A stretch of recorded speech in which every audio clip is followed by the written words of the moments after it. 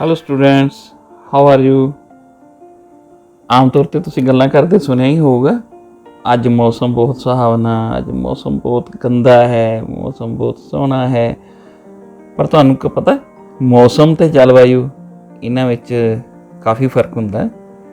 ਵਾਯੂਮੰਡਲ ਦਾ ਅਹਿਮ ਪਹਿਲੂ ਹੈ ਜਲਵਾਯੂ ਵੀ। ਆਪਾਂ ਜਲਵਾਯੂ ਨੂੰ ਮੁੱਖ ਤੌਰ 'ਤੇ ਗਿਣਦੇ ਹਾਂ, ਕਿਸੇ ਸਥਾਨ ਦਾ ਜਲਵਾਯੂ ਕਿੱਦਾਂ ਦਾ ਹੈ। ਮੌਸਮ ਜਿਹੜਾ ਉਹ ਤਾਂ ਕਿਸੇ ਥਾਂ ਦੇ ਵਿਸ਼ੇਸ਼ ਸਮੇਂ ਉੱਤੇ ਉਸ ਥਾਂ ਦੇ ਤਾਪਮਾਨ, ਵਰਖਾ, ਸੂਰਜੀ ਰੋਸ਼ਨੀ, ਵਾਯੂ ਦਾ ਪੌਣਾ ਆਦਿ ਹਾਲਤ ਨੂੰ ਕਹਿੰਦੇ ਆ, ਜਿਹੜੇ ਇੱਕ ਦਿਨ 'ਚ ਕਈ ਵਾਰ ਬਦਲ ਸਕਦੇ ਆ। ਅਤੇ ਜਲਵਾਯੂ ਉਹ ਤੱਤ ਹੈ ਜਿਹੜਾ ਬਨਸਪਤੀ ਅਤੇ ਜੀਵਾਂ ਦੀ ਵੰਡ ਦੀਆਂ ਹੱਦਾਂ ਤੈਅ ਕਰਦਾ ਹੈ। ਯਾਨੀ ਕਿਸੇ ਸਥਾਨ ਦੀ ਬਨਸਪਤੀ ਕਿਸ ਤਰ੍ਹਾਂ ਦੀ ਹੋ ਸਕਦੀ ਹੈ, ਜੀਵ ਕਿਸ ਤਰ੍ਹਾਂ ਦੇ ਹੋ ਸਕਦੇ ਆ, ਉਹ ਲੰਮੇ ਸਮੇਂ 'ਤੇ ਉੱਥੋਂ ਦਾ ਜਲਵਾਯੂ ਕਿੱਦਾਂ ਰਹਿੰਦਾ ਉਸ 'ਤੇ ਨਿਰਭਰ ਕਰਦਾ ਹੈ। ਜਲਵਾਯੂ ਹੀ ਕਿਸੇ ਸਥਾਨ ਉੱਤੇ ਮਨੁੱਖ ਦੀਆਂ ਵੱਖੋ ਵੱਖ ਕਿਰਿਆਵਾਂ ਨੂੰ ਸੇਧ ਦਿੰਦਾ ਹੈ ਵੀ ਉੱਥੋਂ ਦੇ ਲੋਕ ਕਿੱਦਾਂ ਦੇ ਕੰਮ ਕਿਤੇ ਕਰਦੇ ਹੈ, ਕਿਸ ਤਰ੍ਹਾਂ ਦਾ ਰਹਿਣ ਸਹਿਣ ਹੈ, ਉਸ ਖਾਣ ਪੀਣ ਕਿਸ ਤਰ੍ਹਾਂ ਦਾ, ਉਹ ਜਲਵਾਯੂ 'ਤੇ ਨਿਰਭਰ ਹੁੰਦਾ ਹੈ। ਅਤੇ ਮੌਸਮ ਅਤੇ ਜਲਵਾਯੂ ਦੇ ਤੱਤ ਲਗਭਗ ਇੱਕੋ ਜਿਹੇ ਹੁੰਦੇ ਹੈ, ਪਰ ਫਿਰ ਵੀ ਮੌਸਮ ਅਤੇ ਜਲਵਾਯੂ ਵਿੱਚ ਅੰਤਰ ਹੁੰਦਾ ਹੈ। ਮੌਸਮ ਇੱਕ ਦਿਨ ਵਿੱਚ ਤੁਹਾਨੂੰ ਦੱਸਿਆ ਕਈ ਵਾਰ ਬਦਲ ਸਕਦਾ ਹੈ, ਪਰ ਜਲਵਾਯੂ ਨਹੀਂ ਬਦਲਦੀ। ਇੱਕ ਦੁਨੀਆ ਦੀ ਸੰਸਥਾ ਹੈ ਮੌਸਮ ਵਿਗਿਆਨ ਸੰਗਠਨ, ਵਰਲਡ ਮੀਟੀਓਰੋਲੋਜੀਕਲ ਆਰਗੇਨਾਈਜੇਸ਼ਨ। ਉਹ 30 ਸਾਲਾਂ ਤੋਂ ਵੱਧ ਦਾ ਸਮਾਂ ਜਿਹੜਾ ਉਦੋਂ ਦੀ ਔਸਤ ਮਿੱਥ ਕੇ ਸਿੱਟਾ ਕੱਢਦੀ ਹੈ ਕਿਸੇ ਸਥਾਨ ਦਾ ਜਲਵਾਯੂ ਕਿਸ ਤਰ੍ਹਾਂ ਦਾ ਹੈ। ਉਹ ਜਲਵਾਯੂ ਦੇ ਨਾਲ ਨਾਲ ਤਾਪਮਾਨ, ਜਲਵਾਯੂ ਲਈ ਵਾਯੂ ਦਾ ਪੌਣਾ, ਵਰਖਾ ਆਦਿ ਤੱਤ ਜਿਹੜੇ ਹੈ ਉਹ ਗਿਣਤੀ 'ਚ ਲਿਆਉਂਦੇ ਹੈ। ਅਤੇ ਜਲਵਾਯੂ ਵਿਗਿਆਨ ਉਹ ਵਿਗਿਆਨ ਹੁੰਦਾ ਹੈ ਜਿਹੜਾ ਧਰਤੀ ਦੇ ਵੱਖ-ਵੱਖ ਕਿਸਮ ਦੇ ਜਲਵਾਯੂ ਅਤੇ ਉਹਨਾਂ ਦੇ ਕੁਦਰਤੀ ਵਾਤਾਵਰਨ ਉੱਤੇ ਪ੍ਰਭਾਵ ਦਾ ਅਧਿਐਨ ਕਰਦਾ ਹੈ। ਇੱਕ ਵਾਰ ਫੇਰ ਫਰਕ ਦੇਖ ਲਈਏ ਕਿ ਜਲਵਾਯੂ ਅਤੇ ਮੌਸਮ 'ਚ ਕੀ ਫਰਕ ਹੁੰਦਾ। ਮੌਸਮ ਕਿਸੇ ਵੀ ਸਥਾਨ 'ਤੇ ਥੋੜ੍ਹੇ ਸਮੇਂ ਵਿੱਚ ਜੋ ਵਾਤਾਵਰਨ ਨਾਲ ਸੰਬੰਧਿਤ, ਵਾਯੂਮੰਡਲ ਨਾਲ ਸੰਬੰਧਿਤ ਪਰਿਵਰਤਨ ਹੁੰਦੇ ਆ, ਜਿਵੇਂ ਤਾਪਮਾਨ 'ਚ, ਵਾਯੂ ਦਾਬ 'ਚ, ਪੌਣਾ ਅਤੇ ਵਰਖਾ, ਇਸ ਨੂੰ ਆਪਾਂ ਪਰਿਵਰਤਨ ਨੂੰ ਮੌਸਮ ਦੇ ਵਿੱਚ ਗਿਣਦੇ ਹਾਂ। ਇੱਕ ਦਿਨ ਦਾ ਜਾਂ ਇੱਕ ਦਿਨ ਤੋਂ ਜ਼ਿਆਦਾ ਜਾਂ ਇੱਕ ਹਫ਼ਤੇ ਵਿੱਚ ਵੀ ਹੋ ਸਕਦਾ ਹੈ। ਅਤੇ ਜਦ ਕਿ ਜਲਵਾਯੂ ਜਿਹੜਾ ਹੈ ਉਹ ਲੰਮੇ ਸਮੇਂ ਦਾ ਅਧਿਐਨ ਹੁੰਦਾ ਹੈ। ਜਲਵਾਯੂ ਵਿਗਿਆਨ ਉਹ ਵਿਗਿਆਨ ਹੈ ਜੋ ਧਰਤੀ ਦੇ ਵੱਖ-ਵੱਖ ਕਿਸਮ ਦੇ ਜਲਵਾਯੂ ਅਤੇ ਉਹਨਾਂ ਦੇ ਕੁਦਰਤੀ ਵਾਤਾਵਰਨ ਉੱਤੇ ਪ੍ਰਭਾਵ ਦਾ ਅਧਿਐਨ ਕਰਦਾ ਹੈ ਅਤੇ ਇਹ ਲੰਮੇ ਸਮੇਂ ਤੱਕ ਚੱਲਦਾ ਹੈ। ਅਤੇ ਮੌਸਮ ਵਿਗਿਆਨ ਜਿਹੜਾ ਹੈ ਉਹ ਵਾਯੂਮੰਡਲ ਵਿਗਿਆਨਾਂ ਦਾ ਆਧੁਨਿਕ ਵਿਗਿਆਨ ਹੈ ਅਤੇ ਇਹ ਭੌਤਿਕ ਵਿਗਿਆਨ ਜਿਹੜਾ ਹੈ ਉਸ ਦਾ ਵੀ ਭੂਗੋਲਿਕ ਅਧਿਐਨ ਕਰਦਾ ਹੈ ਅਤੇ ਇਸ ਦਾ ਇੱਕ ਆਪਸ ਵਿੱਚ ਸੰਬੰਧ ਦੱਸਦਾ ਹੈ। ਜਿਵੇਂ ਕਿ ਧਰਤੀ ਦੇ ਭੂ ਰੂਪਾਂ ਵਿੱਚ ਬਹੁਤ ਫਰਕ ਮਿਲਦਾ ਹੈ, ਇਸੇ ਤਰ੍ਹਾਂ ਆਪਣੀ ਧਰਤੀ 'ਤੇ ਹੋਰ ਵੀ ਬਹੁਤ ਖੇਤਰੀ ਭਿੰਨਤਾਵਾਂ ਮਿਲਦੀਆਂ ਹਨ। ਕੁਝ ਇਲਾਕੇ ਇਹੋ ਜਿਹੇ ਹੁੰਦੇ ਹਨ ਜੋ ਬੇਹੱਦ ਗਰਮ ਹੁੰਦੇ ਹੈ, ਕੁਝ ਇਲਾਕੇ ਅਜਿਹੇ ਹਨ ਜਿਹੜੇ ਬੇਹੱਦ ਠੰਡੇ ਰਹਿੰਦੇ ਹੈ। ਕਈ ਥਾਵਾਂ 'ਤੇ ਅਕਸ਼ਾਂਸ਼ ਸੇਮ ਹੁੰਦੇ ਹੈ, ਪਰ ਜਲਵਾਯੂ ਵੱਖੋ ਵੱਖਰਾ ਹੁੰਦਾ। ਜਿਵੇਂ ਆਪਣਾ ਹੁਣ ਹਿਮਾਲਿਆ ਪਰਬਤ ਜਿੰਨਾ ਅਕਸ਼ਾਂਸ਼ਾਂ ਉੱਤੇ ਹੈ, ਜੇ ਉਹੀ ਅਕਸ਼ਾਂਸ਼ ਆਪਾਂ ਦੂਸਰੇ ਦੇਸ਼ਾਂ ਵਿੱਚ ਵੇਖੀਏ ਤਾਂ ਹਿਮਾਲਿਆ ਵਰਗਾ ਜਲਵਾਯੂ ਉੱਥੇ ਹੋ ਸਕਦਾ ਨਹੀਂ ਮਿਲਦਾ। ਇਸ ਤਰ੍ਹਾਂ ਹੀ ਅਲੱਗ-ਅਲੱਗ ਥਾਵਾਂ 'ਤੇ ਅਲੱਗ-ਅਲੱਗ ਜਲਵਾਯੂ ਆਪਾਂ ਨੂੰ ਵੇਖਣ ਨੂੰ ਮਿਲਦੇ ਆ। ਇਹ ਤਾਂ ਬੱਚਿਓ ਤੁਹਾਨੂੰ ਪਤਾ ਹੀ ਹੈ ਕਿ ਹਿਮਾਲਿਆ ਦੇ ਪਹਾੜ ਜਿਹੜੇ ਆ ਉਹ ਉੱਤਰੀ ਭਾਰਤ ਦੇ ਮੌਸਮ 'ਤੇ ਬਹੁਤ ਜ਼ਿਆਦਾ ਅਸਰ ਪਾਉਂਦੇ ਆ। ਜੇ ਆਪਾਂ ਮੌਸਮ ਕਹਿ ਲਈਏ, ਮੌਸਮ 'ਤੇ ਜਲਵਾਯੂ 'ਤੇ ਵੀ ਬਹੁਤ ਜ਼ਿਆਦਾ ਅਸਰ ਪਾਉਂਦੇ ਆ। ਪਰ ਕੀ ਤੁਹਾਨੂੰ ਪਤਾ ਜਲਵਾਯੂ 'ਤੇ ਪ੍ਰਭਾਵ ਪਾਉਣ ਵਾਲੇ ਹੋਰ ਬਹੁਤ ਸਾਰੇ ਤੱਤ ਹੁੰਦੇ ਆ। ਹੁਣ ਆਪਾਂ ਅੱਗੇ ਉਹਨਾਂ ਬਾਰੇ ਪੜ੍ਹਾਂਗੇ। ਸਭ ਤੋਂ ਪਹਿਲਾਂ ਤੱਤ ਤਾਂ ਬੇਟਾ ਹੁੰਦਾ ਭੂਮਧ ਰੇਖਾ ਤੋਂ ਦੂਰੀ, ਯਾਨੀ ਇਕੁਏਟਰ ਤੋਂ ਡਿਸਟੈਂਸ ਜਿਹੜੀ ਹੁੰਦੀ ਹੈ। ਤੁਹਾਨੂੰ ਪਤਾ ਹੀ ਹੈ ਸੂਰਜ ਦੀਆਂ ਕਿਰਨਾਂ ਸਾਰਾ ਸਾਲ ਭੂਮਧ ਰੇਖਾ ਉੱਪਰ ਸਿੱਧੀਆਂ ਪੈਂਦੀਆਂ, ਇਸ ਲਈ ਭੂਮਧ ਰੇਖਾ 'ਤੇ ਸਾਰਾ ਸਾਲ ਬਹੁਤ ਜ਼ਿਆਦਾ ਗਰਮੀ ਪੈਂਦੀ ਹੈ। ਅਤੇ ਜਿਹੜੇ ਦੇਸ਼ ਭੂਮਧ ਰੇਖਾ ਦੇ ਨੇੜੇ ਤੇੜੇ ਹੁੰਦੇ ਹੈ ਉੱਥੇ ਵੀ ਤਾਪਮਾਨ ਉੱਚੇ ਰਹਿੰਦੇ ਹੈ ਅਤੇ ਲਗਭਗ ਸਾਰਾ ਸਾਲ ਹੀ ਰਹਿੰਦੇ ਹੈ। ਹੁਣ ਆਪਾਂ ਭਾਰਤ ਦੀ ਗੱਲ ਕਰੀਏ, ਭਾਰਤ ਦੀ ਜਿਹੜੀ ਮੁੱਖ ਭੂਮੀ ਹੈ ਇਹ ਅਕਸ਼ਾਂਸ਼ੀ ਤੌਰ 'ਤੇ 8 ਡਿਗਰੀ 44 ਮਿੰਟ ਉੱਤਰ ਤੋਂ ਲੈ ਕੇ 37 ਡਿਗਰੀ 6 ਮਿੰਟ ਉੱਤਰ ਤੱਕ ਹੈ ਅਤੇ ਭਾਰਤ ਦੇ ਬਿਲਕੁਲ ਵਿਚਕਾਰੋਂ ਕਰਕ ਰੇਖਾ ਲੰਘਦੀ ਹੈ ਅਤੇ ਕਰਕ ਰੇਖਾ ਅਤੇ ਭੂਮਧ ਰੇਖਾ ਦਾ ਵਿਚਕਾਰਲਾ ਇਲਾਕਾ ਜਿਹੜਾ ਹੈ ਉਹ ਭੂਮਧ ਰੇਖਾ ਦੇ ਨੇੜੇ ਹੋਣ ਕਰਕੇ ਉੱਚ ਤਾਪਮਾਨ ਖੇਤਰਾਂ 'ਚ ਆਉਂਦਾ ਹੈ ਅਤੇ ਉੱਤਰ ਦਾ ਜਿਹੜਾ ਇਲਾਕਾ ਹੈ ਉਹ ਵੀ ਗਰਮ ਖੇਤਰੀ ਜ਼ੋਨ 'ਚ ਆਉਣ ਕਰਕੇ ਗਰਮ ਤਾਂ ਰਹਿੰਦਾ ਹੈ ਗਰਮੀਆਂ ਵਿੱਚ, ਪਰ ਫਿਰ ਵੀ ਤੁਲਨਾਤਮਕ ਤੌਰ 'ਤੇ ਇਹਦੇ 'ਚ ਕਾਫੀ ਤਾਪਮਾਨ ਦਾ ਅੰਤਰ ਪਾਇਆ ਜਾਂਦਾ ਹੈ ਅਤੇ ਕਈ ਥਾਂ ਇਹੋ ਜਿਹੇ ਹੁੰਦੇ ਹੈ ਉੱਤਰੀ ਭਾਰਤ ਵਿੱਚ ਜਿੱਥੇ ਬਹੁਤ ਜ਼ਿਆਦਾ ਸਰਦੀਆਂ ਵਿੱਚ ਠੰਡ ਪਾਈ ਜਾਂਦੀ ਹੈ। ਈਵਨ ਫਰੀਜ਼ਿੰਗ ਜ਼ੋਨ ਤੋਂ ਵੀ ਥੱਲੇ ਇਲਾਕੇ ਚਲੇ ਜਾਂਦੇ ਹੈ, ਜਿਵੇਂ ਲੇਹ ਲਦਾਖ, ਲਾਹੌਰ, ਸਪੀਤੀ ਐਟਸੈਟਰਾ। ਹੁਣ ਆਪਾਂ ਸਮੁੰਦਰ ਤੋਂ ਦੂਰੀ ਦੀ ਗੱਲ ਕਰ ਲਈਏ। ਜਿਹੜੇ ਸਥਾਨ ਸਮੁੰਦਰ ਦੇ ਤਟਾਂ ਦੇ ਨੇੜੇ ਹੁੰਦੇ ਹੈ ਉੱਥੋਂ ਦਾ ਜਲਵਾਯੂ ਮੋਡਰੇਟ ਮੀਨਸ ਨਾ ਉੱਥੇ ਜ਼ਿਆਦਾ ਗਰਮੀ ਹੁੰਦੀ ਹੈ ਅਤੇ ਨਾ ਜ਼ਿਆਦਾ ਠੰਡ ਹੁੰਦੀ ਹੈ ਅਤੇ ਤਾਪਮਾਨ ਲਗਭਗ ਬਰਾਬਰ ਜਿਹੇ ਰਹਿੰਦੇ ਹੈ ਅਤੇ ਇਹਨਾਂ ਦੇ ਤਾਪਮਾਨਾਂ ਵਿੱਚ ਜ਼ਿਆਦਾ ਫਰਕ ਨਹੀਂ ਹੁੰਦਾ ਕਿਉਂਕਿ ਇਹਨਾਂ ਦੇ ਨੇੜੇ ਮਹਾਸਾਗਰ ਹੁੰਦੇ ਹੈ, ਤਟਾਂ ਦੇ ਨੇੜੇ ਸਾਗਰ ਜਾਂ ਮਹਾਸਾਗਰ ਹੁੰਦੇ ਹੈ। ਹੁਣ ਆਪਾਂ ਸੁਣਿਆ ਹੁੰਦਾ ਹੈ ਕਿ ਮੁੰਬਈ ਵਿੱਚ ਤਾਂ ਜਨਵਰੀ ਵਿੱਚ ਵੀ ਪੱਖੇ ਚੱਲਦੇ ਹੈ ਕਿਉਂਕਿ ਉੱਥੋਂ ਦਾ ਤਾਪਮਾਨ ਸਾਰਾ ਸਾਲ ਮੋਡਰੇਟ ਰਹਿੰਦਾ, ਵੀ ਨਾ ਜ਼ਿਆਦਾ ਗਰਮੀ ਹੁੰਦੀ ਹੈ ਅਤੇ ਨਾ ਜ਼ਿਆਦਾ ਸਰਦੀ ਹੁੰਦੀ ਹੈ। ਗਰਮੀ ਵੀ ਮੰਨੇ ਦੀ ਹੁੰਦੀ ਹੈ। ਸਮੁੰਦਰ ਦੇ ਨਾਲ ਲੱਗਦੇ ਇਲਾਕਿਆਂ ਵਿੱਚ ਗਰਮੀ ਉਦੋਂ ਜ਼ਿਆਦਾ ਮਹਿਸੂਸ ਹੁੰਦੀ ਹੈ ਜਦੋਂ ਹੁਮਸ ਹੁੰਦੀ ਹੈ। ਹੁਮਸ ਵਿੱਚ ਤੁਹਾਨੂੰ ਪਤਾ ਹੈ ਤਾਪਮਾਨ ਭਾਵੇਂ ਘੱਟ ਹੋਣ ਪਰ ਹਵਾ ਵਿੱਚ ਨਮੀ ਦੀ ਮਾਤਰਾ ਜ਼ਿਆਦਾ ਹੋਣ ਕਰਕੇ ਪਸੀਨਾ ਜ਼ਿਆਦਾ ਆਉਂਦਾ ਹੈ। ਅਤੇ ਇਸ ਦੇ ਉਲਟ ਹੁਣ ਆਪਾਂ ਅੰਮ੍ਰਿਤਸਰ ਦੀ ਗੱਲ ਕਰੀਏ। ਅੰਮ੍ਰਿਤਸਰ ਜਿਹੜਾ ਹੈ ਉਹ ਸਮੁੰਦਰ ਤੋਂ ਕਿਤੇ ਦੂਰ ਹੈ ਅਤੇ ਇੱਥੇ ਕਠੋਰ ਜਲਵਾਯੂ ਪਾਇਆ ਜਾਂਦਾ ਹੈ। ਕਹਿਣ ਦਾ ਭਾਵ ਜਦੋਂ ਸਰਦੀਆਂ ਆਉਂਦੀਆਂ ਉਦੋਂ ਇੱਥੇ ਮੈਦਾਨੀ ਇਲਾਕਿਆਂ ਦਾ ਸਭ ਤੋਂ ਘੱਟ ਤਾਪਮਾਨ ਵੀ ਪਾਇਆ ਜਾਂਦਾ ਅਤੇ ਜਦੋਂ ਗਰਮੀ ਹੁੰਦੀ ਹੈ ਤਾਂ ਬਹੁਤ ਜ਼ਿਆਦਾ ਗਰਮੀ ਵੀ ਇੱਥੇ ਪਾਈ ਜਾਂਦੀ ਹੈ। ਇਹ ਤਾਪਮਾਨ ਮਾਪਿਆ ਕਿਵੇਂ ਜਾਂਦਾ ਹੈ? ਇਹ ਤਾਪਮਾਨ ਮਾਪਣ ਦੇ ਬੇਟੇ 2 ਦਰਜੇ ਹੁੰਦੇ ਹੈ ਜਿਨ੍ਹਾਂ ਨੂੰ ਆਪਾਂ ਸੈਲਸੀਅਸ ਜਾਂ ਸੈਂਟੀਗ੍ਰੇਡ ਕਹਿੰਦੇ ਹਾਂ ਅਤੇ ਦੂਸਰਾ ਆਪਾਂ ਫਾਰਨਹਾਈਟ ਵੀ ਮਾਪਦੇ ਹਾਂ। ਫਾਰਨਹਾਈਟ ਵਿੱਚ ਜਿਹੜਾ ਤਾਪਮਾਨ ਆ ਉਹ ਆਪਣੇ ਸਰੀਰ ਦਾ 98.4 ਡਿਗਰੀ ਹੁੰਦਾ ਅਤੇ ਸੈਂਟੀਗ੍ਰੇਡ 'ਚ ਆਪਣਾ ਸਰੀਰ ਦਾ ਤਾਪਮਾਨ 37 ਡਿਗਰੀ ਸੈਂਟੀਗ੍ਰੇਡ ਹੁੰਦਾ ਹੈ। ਹੁਣ ਇੱਕ ਹੋਰ ਦਿਲਚਸਪ ਫੈਕਟਰ ਦੀ ਗੱਲ ਕਰੀਏ ਜਿਸ ਨੂੰ ਆਪਾਂ ਸਮੁੰਦਰ ਤਲ ਤੋਂ ਉਚਾਈ ਕਹਿੰਦੇ ਹਾਂ। ਦਿਲਚਸਪ ਕਿਉਂ ਹੈ? ਕਿਉਂਕਿ ਆਪਾਂ ਨੂੰ ਇਹ ਧਰਤੀ 'ਤੇ ਵੇਖਣ ਨੂੰ ਮਿਲਦਾ ਹੈ ਕਿ ਜਦੋਂ ਆਪਾਂ ਉਚਾਈ ਵੱਲ ਜਾਂਦੇ ਹੁੰਦੇ ਹਾਂ ਤਾਂ ਹਵਾ ਦਾ ਤਾਪਮਾਨ ਜਿਹੜਾ ਘਟਦਾ ਜਾਂਦਾ। ਕਿਵੇਂ?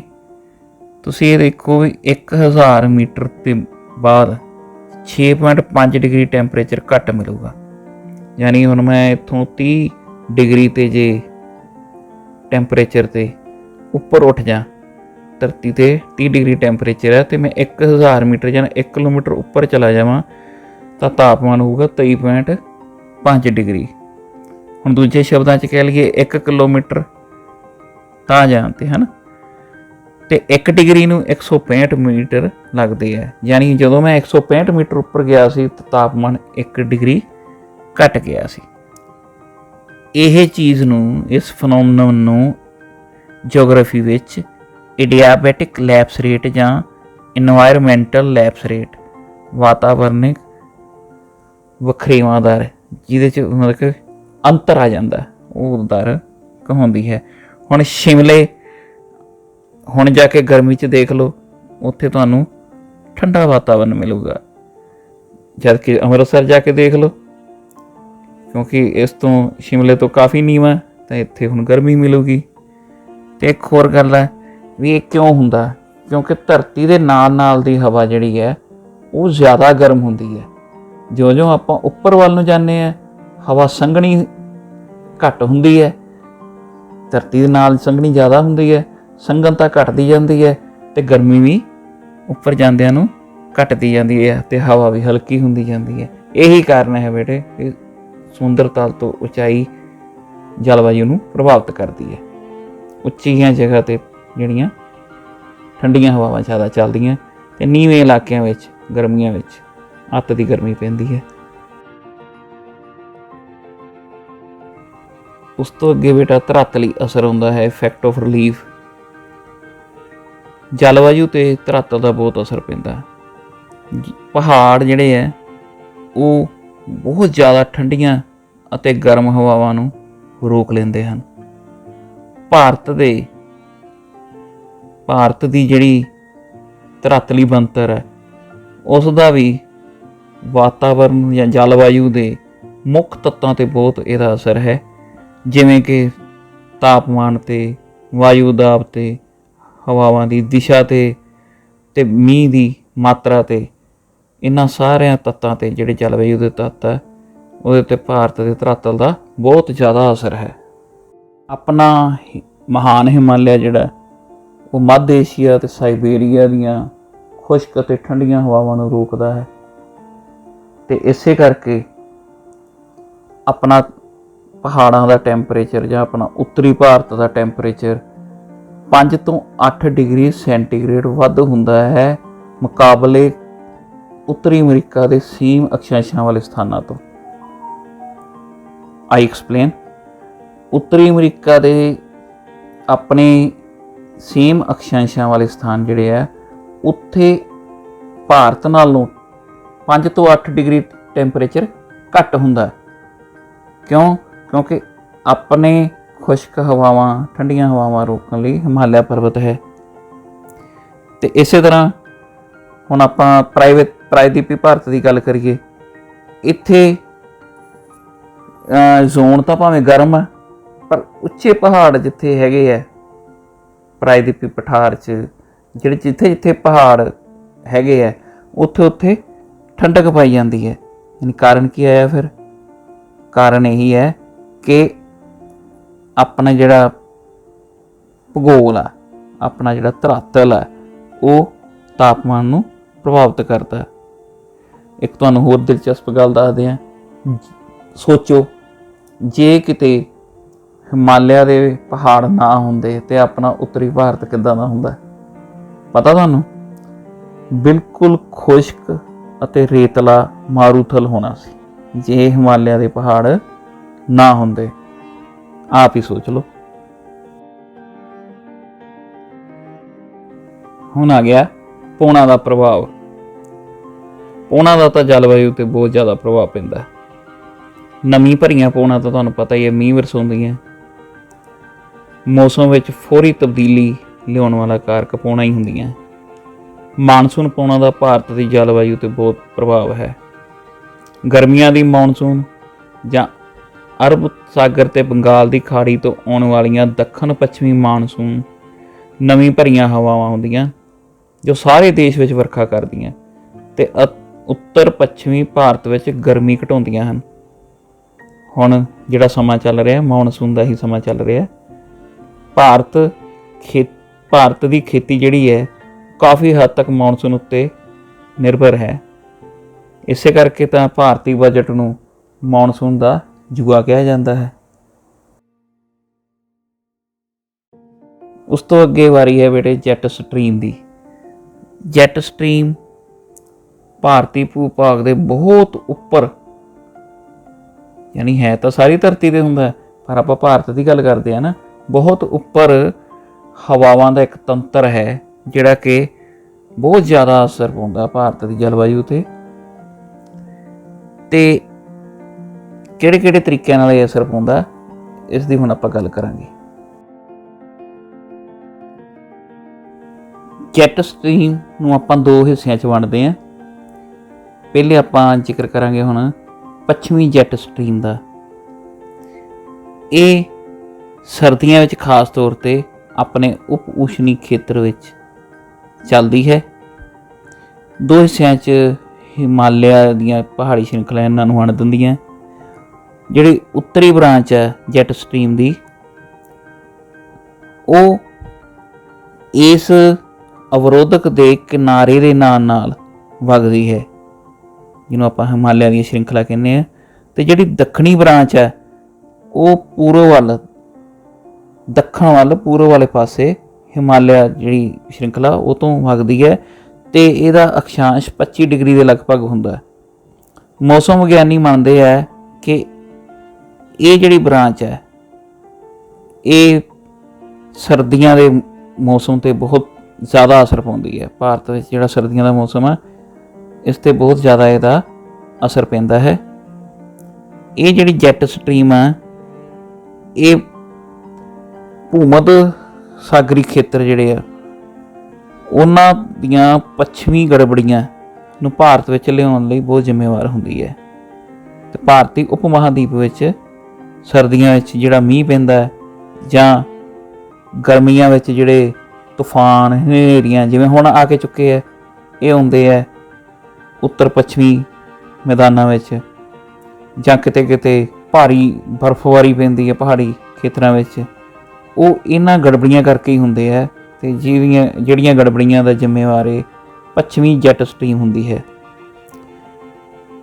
इन्हां दे आउण तो बाद ही आम तौर ते फिर ठंडियां हवावां चलदियां जिहड़ियां कि सारे उत्तरी मैदानां विच ठंडक दा एहसास कराउंदियां।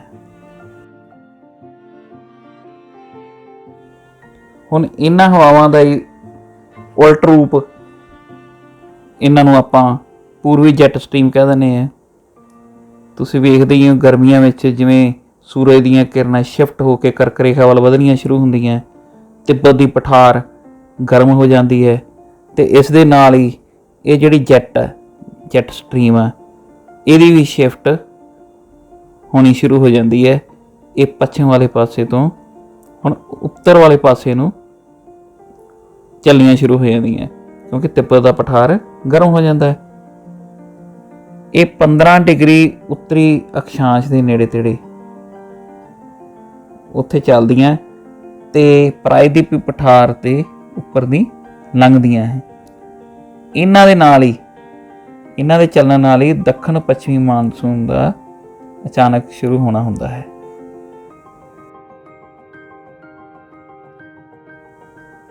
जलवायु का मनुखी जीवन ते बहुत ज़्यादा असर है। तुसीं वेख्या हो हर पक्ष, चाहे अपना भोजन है, चाहे कपड़े है, मकानां दी बनतर है, सेहत, काम करन दे वसीले, ढंग तरीके सब जलवायु ते निर्भर करते हैं। ठंडी जलवायु वाले देशों का खाण पीन गर्म चीज़ों की वरतों ज़्यादा करते हैं ना, चाह कॉफ़ी गर्म भोजन। गर्म जलवायु वाले देशों में लस्सी शरबत बर्फ जी तो नहीं कराया है। ठंडे देशों में गर्म कपड़िया की वरतों होंदी है, कोटियां स्वैटर जैकट कोट, रात को रजाई लेने कंबल लेने हीटर चलाए जाते हैं।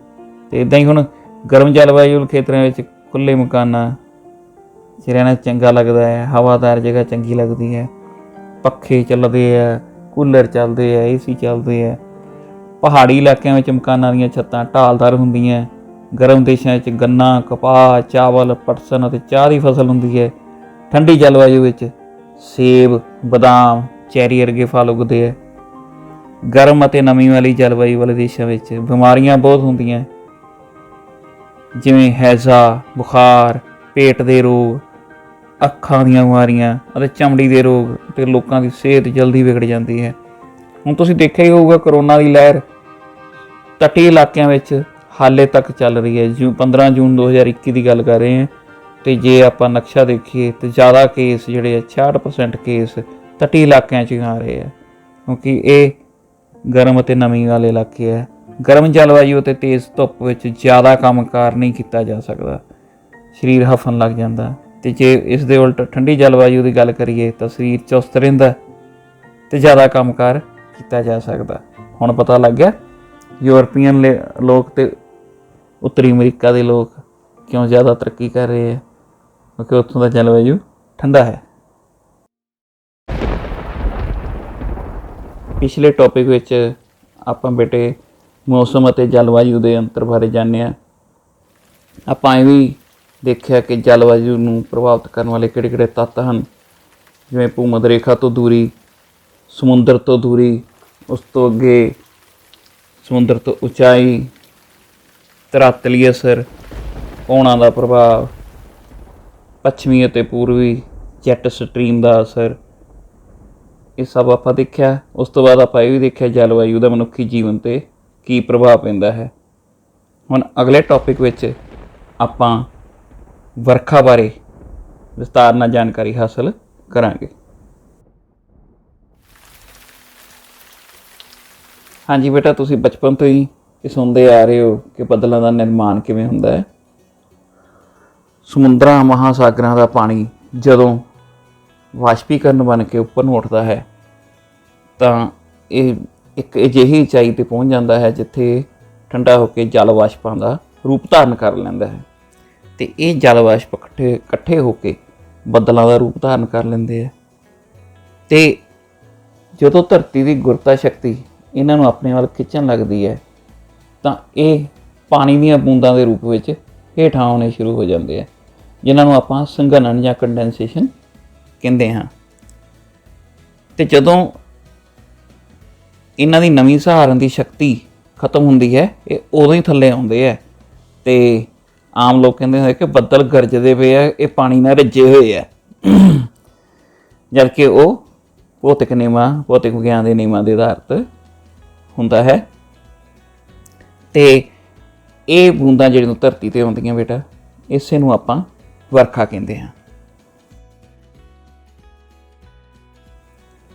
ਇੱਕ ਵਾਰ ਬੇਟਾ ਕੀ ਹੋਇਆ, ਇੱਕ ਟੀਚਰ ਨੇ ਕਲਾਸ ਵਿੱਚ ਪੁੱਛਿਆ, ਬੱਚਿਓ ਦੱਸੋ ਵਰਖਾ ਕਿੰਨੀ ਕਿਸਮ ਦੀ ਹੁੰਦੀ ਹੈ। ਅਤੇ ਇੱਕ ਬੱਚੇ ਨੂੰ ਸਾਰਾ ਕੁਛ ਆਉਂਦਾ, ਜਿਵੇਂ ਇਹੋ ਜਿਹੇ ਬੱਚੇ ਹੁੰਦੇ ਨਾ ਕੁਝ ਸਰਵ ਗਿਆਨੀ, ਉਹਨੇ ਹੱਥ ਖੜ੍ਹਾ ਕਰ ਲਿਆ। ਅਧਿਆਪਕ ਨੇ ਪੁੱਛਿਆ, ਹਾਂ ਬੱਚਾ ਦੱਸੋ। ਉਹ ਕਹਿੰਦਾ, ਟੀਚਰ ਜੀ 2 ਤਰ੍ਹਾਂ ਦੀ ਵਰਖਾ ਹੁੰਦੀ ਹੈ। ਅਤੇ ਟੀਚਰ ਨੇ ਨਾਲ ਹੀ ਪੁੱਛਿਆ 35 ਵੀ ਪੁੱਤ ਦੱਸੋ ਕਿਹੜੇ ਕਿਹੜੇ ਹੁੰਦੇ ਆ, ਕਿਹੜੇ ਕਿਹੜੇ ਕਿਸਮ ਦੀ ਤੇਰੀ ਵਰਖਾ। ਉਹਨੇ ਦੱਸਿਆ, ਟੀਚਰ ਜੀ ਇੱਕ ਤਾਂ ਹੁੰਦੀ ਗਿੱਲੀ ਵਰਖਾ ਅਤੇ ਇੱਕ ਹੁੰਦੀ ਸੁੱਕੀ ਵਰਖਾ। ਹੁਣ ਟੀਚਰ ਦਾ ਇੰਟਰਸਟ ਜਾਗ ਪਿਆ ਕਿ ਮਹਾਰਥੀ ਜਿਹੜੇ ਆ ਇਹਨਾਂ ਤੋਂ ਹੁਣ ਐਕਸਪਲੇਨ ਵੀ ਕਰਵਾਇਆ ਜਾਵੇ। ਤਾਂ ਟੀਚਰ ਜੀ ਨੇ ਪੁੱਛਿਆ, ਬੇਟਾ ਦੱਸੋ ਗਿੱਲੀ ਵਰਖਾ ਕਿਹੜੀ ਹੁੰਦੀ ਹੈ ਅਤੇ ਸੁੱਕੀ ਵਰਖਾ ਕਿਹੜੀ ਹੁੰਦੀ ਹੈ। ਉਸ ਬੱਚੇ ਨੇ ਦੱਸਿਆ, ਸਰ ਜੀ ਜਦੋਂ ਤਾਂ ਮੀਂਹ ਬਹੁਤ ਤੇਜ਼ ਪੈਂਦਾ ਸਭ ਕੁਝ ਗਿੱਲਾ ਹੋ ਜਾਂਦਾ, ਸਾਰੇ ਕਿਤੇ ਪਾਣੀ ਪਾਣੀ ਹੋ ਜਾਂਦਾ, ਉਸ ਨੂੰ ਆਪਾਂ ਗਿੱਲੀ ਵਰਖਾ ਕਹਿੰਦੇ ਹਾਂ।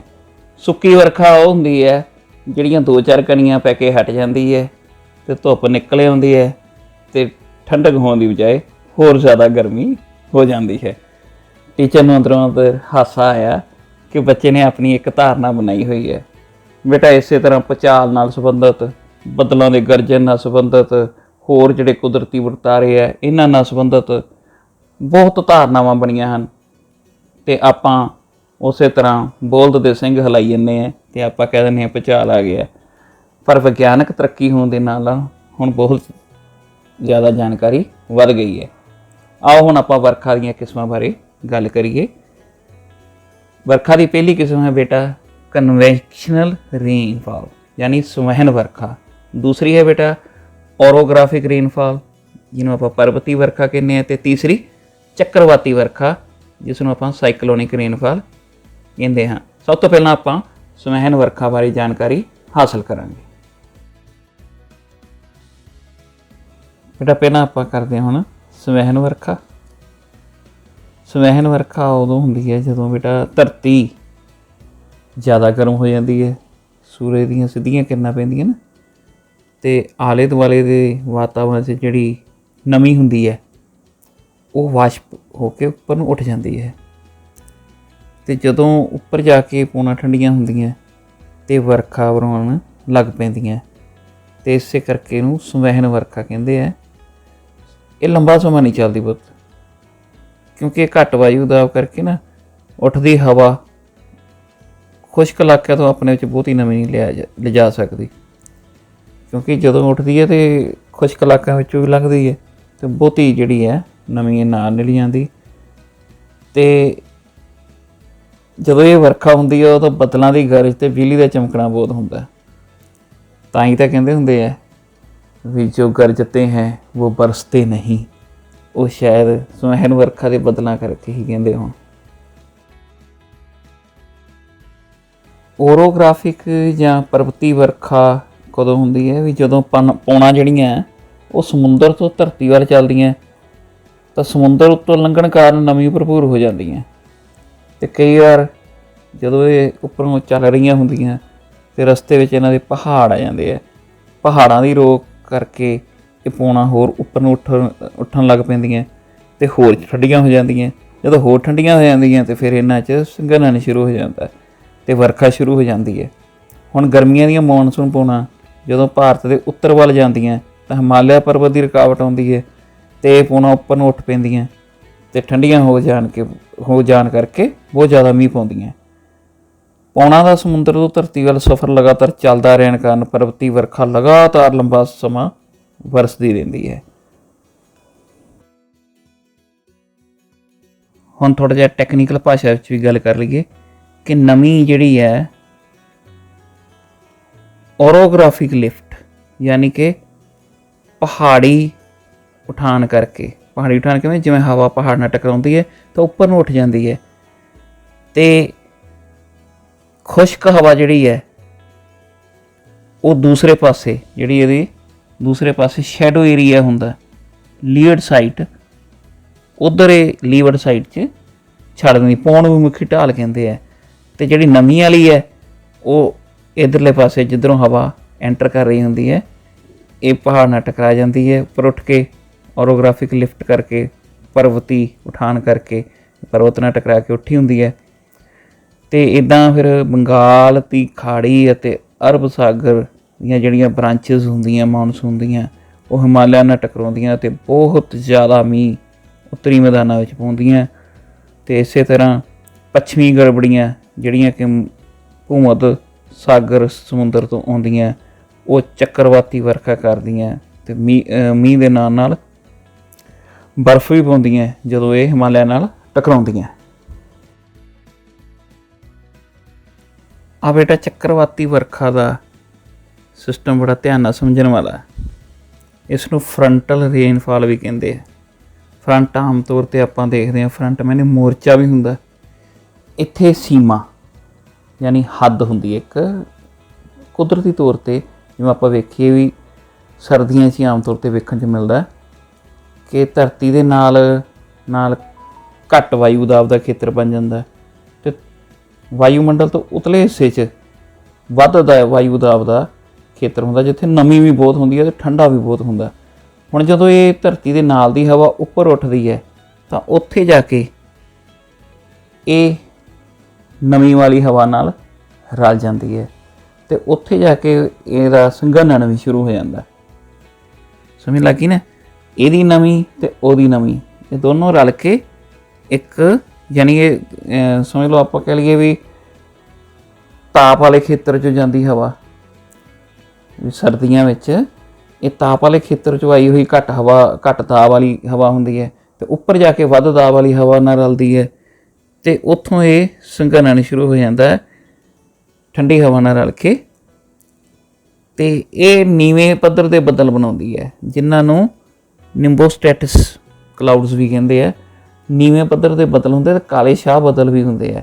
ਇਹ ਚੱਕਰਵਾਤੀ ਵਰਖਾ ਲਿਆਉਣ ਵਿੱਚ ਮਦਦ ਕਰਦੇ ਆ। ਹੁਣ ਚੱਕਰਵਾਤੀ ਵਰਖਾ ਕਿਵੇਂ ਬਣਦੀ ਹੈ ਵਿਸਥਾਰ ਨਾਲ ਜਾਣੀਏ। ਧਰਤੀ ਦੇ ਵਾਤਾਵਰਨ ਦੇ ਨਾਲ ਤਾਂ ਜਦੋਂ ਗਰਮ ਹਵਾ ਹੋਵੇ, ਨਮੀ ਦੀ ਮਾਤਰਾ ਘੱਟ ਹੋਵੇ ਅਤੇ ਵਾਤਾਵਰਨ ਤੋਂ ਬਾਹਰ ਠੰਡੀ ਹਵਾ ਜ਼ਿਆਦਾ ਹੋਵੇ ਅਤੇ ਤਾਪਮਾਨ ਉਹਦਾ ਘੱਟ ਹੋਵੇ, ਤੇ ਨਾਲੇ ਨਮੀ ਜ਼ਿਆਦਾ ਹੋਵੇ, ਉਦੋਂ ਗਰਮ ਹਵਾ ਉੱਪਰ ਨੂੰ ਉੱਠਦੀ ਹੈ ਤੇ ਉਹ ਜਿਹੜੀ ਠੰਡੀ ਹਵਾ ਹੁੰਦੀ ਹੈ ਉਸ ਦੇ ਨਾਲ ਰਲ ਕੇ ਇਹ ਵੀ ਠੰਡੀ ਇੰਨੀ ਹੋ ਜਾਂਦੀ ਹੈ ਕਿ ਇਹਦਾ ਸੰਘਰਣ ਸ਼ੁਰੂ ਹੋ ਜਾਂਦਾ ਤੇ ਇਹਦੀ ਜਗ੍ਹਾ ਲੈਣ ਲਈ ਠੰਡੀ ਹਵਾ ਆ ਜਾਂਦੀ ਹੈ ਤੇ ਇੱਕ ਤਰ੍ਹਾਂ ਦਾ ਚੱਕਰ ਦਾ ਨਿਰਮਾਣ ਹੁੰਦਾ, ਸਾਈਕਲ। ਯਾਨੀ ਗਰਮ ਹਵਾ ਤਾਂ ਨੂੰ ਜਾਂਦੀ ਹੈ, ਉਹ ਉੱਪਰ ਜਾ ਕੇ ਠੰਡੀ ਹੋ ਜਾਂਦੀ ਹੈ ਤੇ ਹਵਾ ਦਾ ਭਾਰ ਵੱਧ ਜਾਂਦਾ ਹੈ ਤੇ ਉਹ ਮੀਂਹ ਪਾਉਣ ਦੀ ਸਟੇਜ ਤੱਕ ਆ ਜਾਂਦੀ ਹੈ ਤੇ ਲੰਮਾ ਸਮਾਂ ਤੱਕ ਦੌਰ ਚੱਲਦਾ ਰਹਿੰਦਾ। ਨਿੱਕੀ ਨਿੱਕੀ ਕਣੀ, ਹਲਕਾ ਮੀਂਹ ਕਈ ਦਿਨਾਂ ਤੱਕ ਇਹਦੇ ਨਾਲ ਪੈ ਸਕਦਾ ਹੈ ਤੇ ਇਸੇ ਕਰਕੇ ਇਸ ਨੂੰ ਆਪਾਂ ਚੱਕਰਵਾਤੀ ਵਰਖਾ ਵੀ ਕਹਿੰਦੇ ਹਾਂ, ਕਿਉਂਕਿ ਇੱਕ ਸਾਈਕਲ ਦੇ ਤੌਰ 'ਤੇ ਬਣੀ ਹੁੰਦੀ ਹੈ। ਚੱਕਰਵਾਤਾਂ ਦੇ ਗਰਮ ਫਰੰਟ ਕਰਕੇ ਬੂੰਦਾਬਾਂਦੀ ਹੁੰਦੀ ਹੈ, ਲੰਬੇ ਸਮੇਂ ਤੱਕ ਹੁੰਦੀ ਹੈ। ਪਰ ਜਦੋਂ ਠੰਡੇ ਫਰੰਟ ਬਣਦੇ ਆ, ਉਹ ਉਦੋਂ ਬਣਦੇ ਜਦੋਂ ਗਰਮ ਹਵਾ ਤਾਂ ਉੱਪਰ ਉੱਠ ਕੇ ਗਈ ਹੁੰਦੀ ਹੈ ਤੇ ਤੇਜ਼ੀ ਨਾਲ, ਬੜੀ ਤੇਜ਼ੀ ਦੇ ਨਾਲ ਠੰਡੀ ਹਵਾ ਇੱਕ ਜਿਵੇਂ ਵਿਸਫੋਟ ਹੁੰਦਾ ਸ਼ਾਰਪਰ, ਉਸੇ ਤਰ੍ਹਾਂ ਉਹ ਐਂਟਰ ਕਰਦੀ, ਕਿਉਂਕਿ ਇਹ ਹਵਾ ਭਾਰੀ ਹੁੰਦੀ ਹੈ ਤੇ ਸੰਘਣੀ ਵੀ ਹੁੰਦੀ ਹੈ ਤੇ ਫਿਰ ਤੇਜ਼ੀ ਨਾਲ ਮੀਂਹ ਪਾਉਂਦੀ ਹੈ ਇਹ, ਤੇ ਤੇਜ਼ੀ ਨਾਲ ਮੀਂਹ ਪਾਉਣ ਕਰਕੇ ਹਟ ਵੀ ਛੇਤੀ ਜਾਂਦੀ, ਮੀਂਹ ਛੇਤੀ ਬੰਦ ਹੋ ਜਾਂਦਾ। ਤੇ ਉੱਤਰ ਭਾਰਤ ਵਿੱਚ, ਪੰਜਾਬ ਵਿੱਚ ਜਿਹੜੀ ਸਰਦੀਆਂ 'ਚ ਵਰਖਾ ਹੁੰਦੀ ਹੈ ਉਹ ਚੱਕਰਵਾਤੀ ਵਰਖਾ ਹੁੰਦੀ ਹੈ।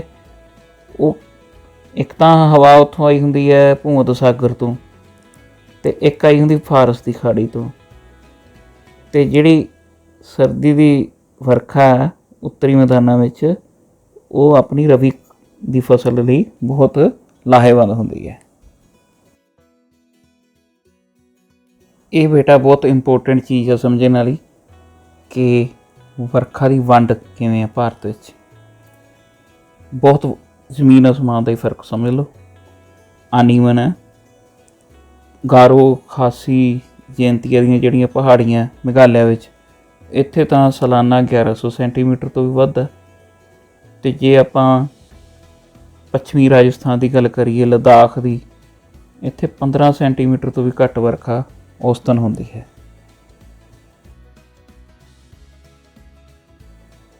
ਭਾਰਤ ਦੇ ਔਸਤਨ ਵੱਧ ਵਰਖਾ ਵਾਲੇ ਖੇਤਰ ਜਿਹੜੇ ਹਨ ਉਹ ਹਨ ਅਸਾਮ, ਮੇਘਾਲਿਆ, ਨਾਗਾਲੈਂਡ, ਪੱਛਮੀ ਘਾਟ, ਅਤੇ ਇਹਨਾਂ ਵਿੱਚ ਸਾਲਾਨਾ ਵਰਖਾ 200 ਸੈਂਟੀਮੀਟਰ ਤੋਂ ਵੱਧ ਹੁੰਦੀ ਹੈ।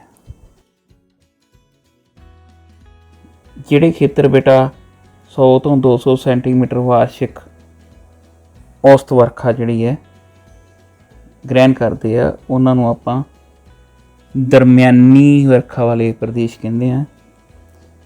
ਭਾਰਤ ਦੇ ਜਿਹੜੇ ਦਰਮਿਆਨੀ ਵਰਖਾ ਵਾਲੇ ਪ੍ਰਦੇਸ਼ ਹੈਗੇ ਆ, ਉੱਤਰ ਪ੍ਰਦੇਸ਼ ਹੈ, ਉੜੀਸਾ ਅਤੇ ਤਮਿਲਨਾਡੂ ਵਿੱਚ ਤੱਟੀ ਇਲਾਕੇ ਹੈ, ਹਿਮਾਲਿਆ ਦੇ ਕੁਝ ਪ੍ਰਦੇਸ਼ ਹੈਗੇ ਹੈ, ਮੱਧ ਪ੍ਰਦੇਸ਼ ਹੈ, ਆਂਧਰਾ ਪ੍ਰਦੇਸ਼ ਹੈ ਅਤੇ ਬਿਹਾਰ।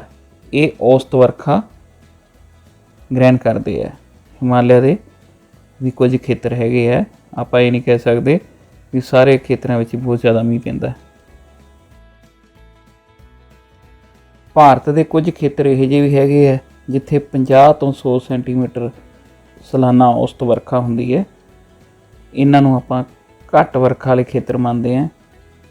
ਪੰਜਾਬ, ਦੱਖਣ ਪੂਰਬੀ ਰਾਜਸਥਾਨ, ਪੱਛਮੀ ਉੱਤਰ ਪ੍ਰਦੇਸ਼, ਹਰਿਆਣਾ, ਮਹਾਰਾਸ਼ਟਰ ਅਤੇ ਕਰਨਾਟਕਾ ਇਸ ਲੜੀ ਵਿੱਚ ਆਉਂਦੇ ਹਨ। ਯਾਨੀ ਇੱਥੇ ਘੱਟ ਮੀਂਹ ਪੈਂਦਾ ਔਸਤਨ। ਅਤੇ ਕੁਝ ਇਲਾਕੇ ਬੇਟਾ ਇਹੋ ਜਿਹੇ ਵੀ ਹੈ ਜਿੱਥੇ ਹੱਦੋਂ ਵੱਧ ਹੀ ਘੱਟ ਮੀਂਹ ਪੈਂਦਾ, ਬਹੁਤ ਘੱਟ ਮੀਂਹ ਪੈਂਦਾ। ਇੱਥੇ ਜੇ ਆਪਾਂ ਮਾਤਰਾ ਦੀ ਗੱਲ ਕਰੀਏ, 50 ਸੈਂਟੀਮੀਟਰ ਸਾਲਾਨਾ ਔਸਤ ਤੋਂ ਵੀ ਘੱਟ ਮੀਂਹ ਪੈਂਦਾ। ਪੱਛਮੀ ਰਾਜਸਥਾਨ ਹੋ ਗਿਆ, ਗੁਜਰਾਤ 'ਚ ਕੱਛ ਦਾ ਇਲਾਕਾ ਹੋ ਗਿਆ, ਲੱਦਾਖ ਦਾ ਇਲਾਕਾ ਜਿਹੜਾ ਜੰਮੂ ਕਸ਼ਮੀਰ ਦਾ, ਹੁਣ ਆਪਣਾ ਲੱਦਾਖ ਅਲੱਗ ਕੇਂਦਰ ਸ਼ਾਸਤ ਪ੍ਰਦੇਸ਼ ਹੀ ਬਣ ਗਿਆ। ਇਹ ਜਿਹੇ ਇਲਾਕੇ ਹੈ ਜਿੱਥੇ ਬਹੁਤ ਘੱਟ ਮੀਂਹ ਪੈਂਦਾ ਸਾਰਾ ਸਾਲ ਦੌਰਾਨ।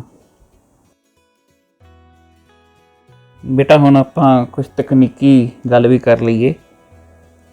ਇੱਕ ਭੂਗੋਲ ਵਿੱਚ ਟਰਮ ਹੁੰਦੀ ਆ ਆਈਸੋਹਾਇਟ, ਜਿਸ ਨੂੰ ਆਪਾਂ ਪੰਜਾਬੀ ਵਿੱਚ ਸਮ ਵਰਖਾ ਕਹਿੰਦੇ ਹਾਂ।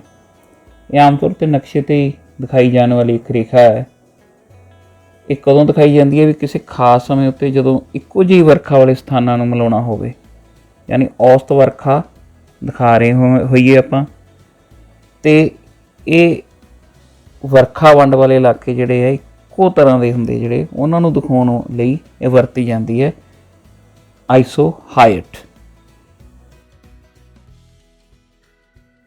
ਯੁਗਾਂ ਯੁਗਾਂ ਤੋਂ ਭਾਰਤ ਦੀਆਂ ਰੁੱਤਾਂ ਵਿੱਚ ਵਰਖਾ ਰੁੱਤ ਦਾ ਜ਼ਿਕਰ ਹੁੰਦਾ ਹੈ। ਵਰਖਾ ਰੁੱਤ ਜਿਹੜੀ ਹੈ ਉਹ ਇਸੇ ਮਾਨਸੂਨ ਪੌਣਾ ਕਰਕੇ ਹੀ ਆਉਂਦੀ ਹੈ। ਅਤੇ ਜੇ ਆਪਾਂ ਨੂੰ ਇਹ ਮਾਨਸੂਨ ਪੌਣਾ ਦਾ ਨਹੀਂ ਪਤਾ, ਸਮਝ ਲਓ ਭਾਰਤ ਦੇ ਕਿਸੇ ਜਲਵਾਯੂ ਬਾਰੇ ਆਪਾਂ ਨੂੰ ਪਤਾ ਹੀ ਨਹੀਂ।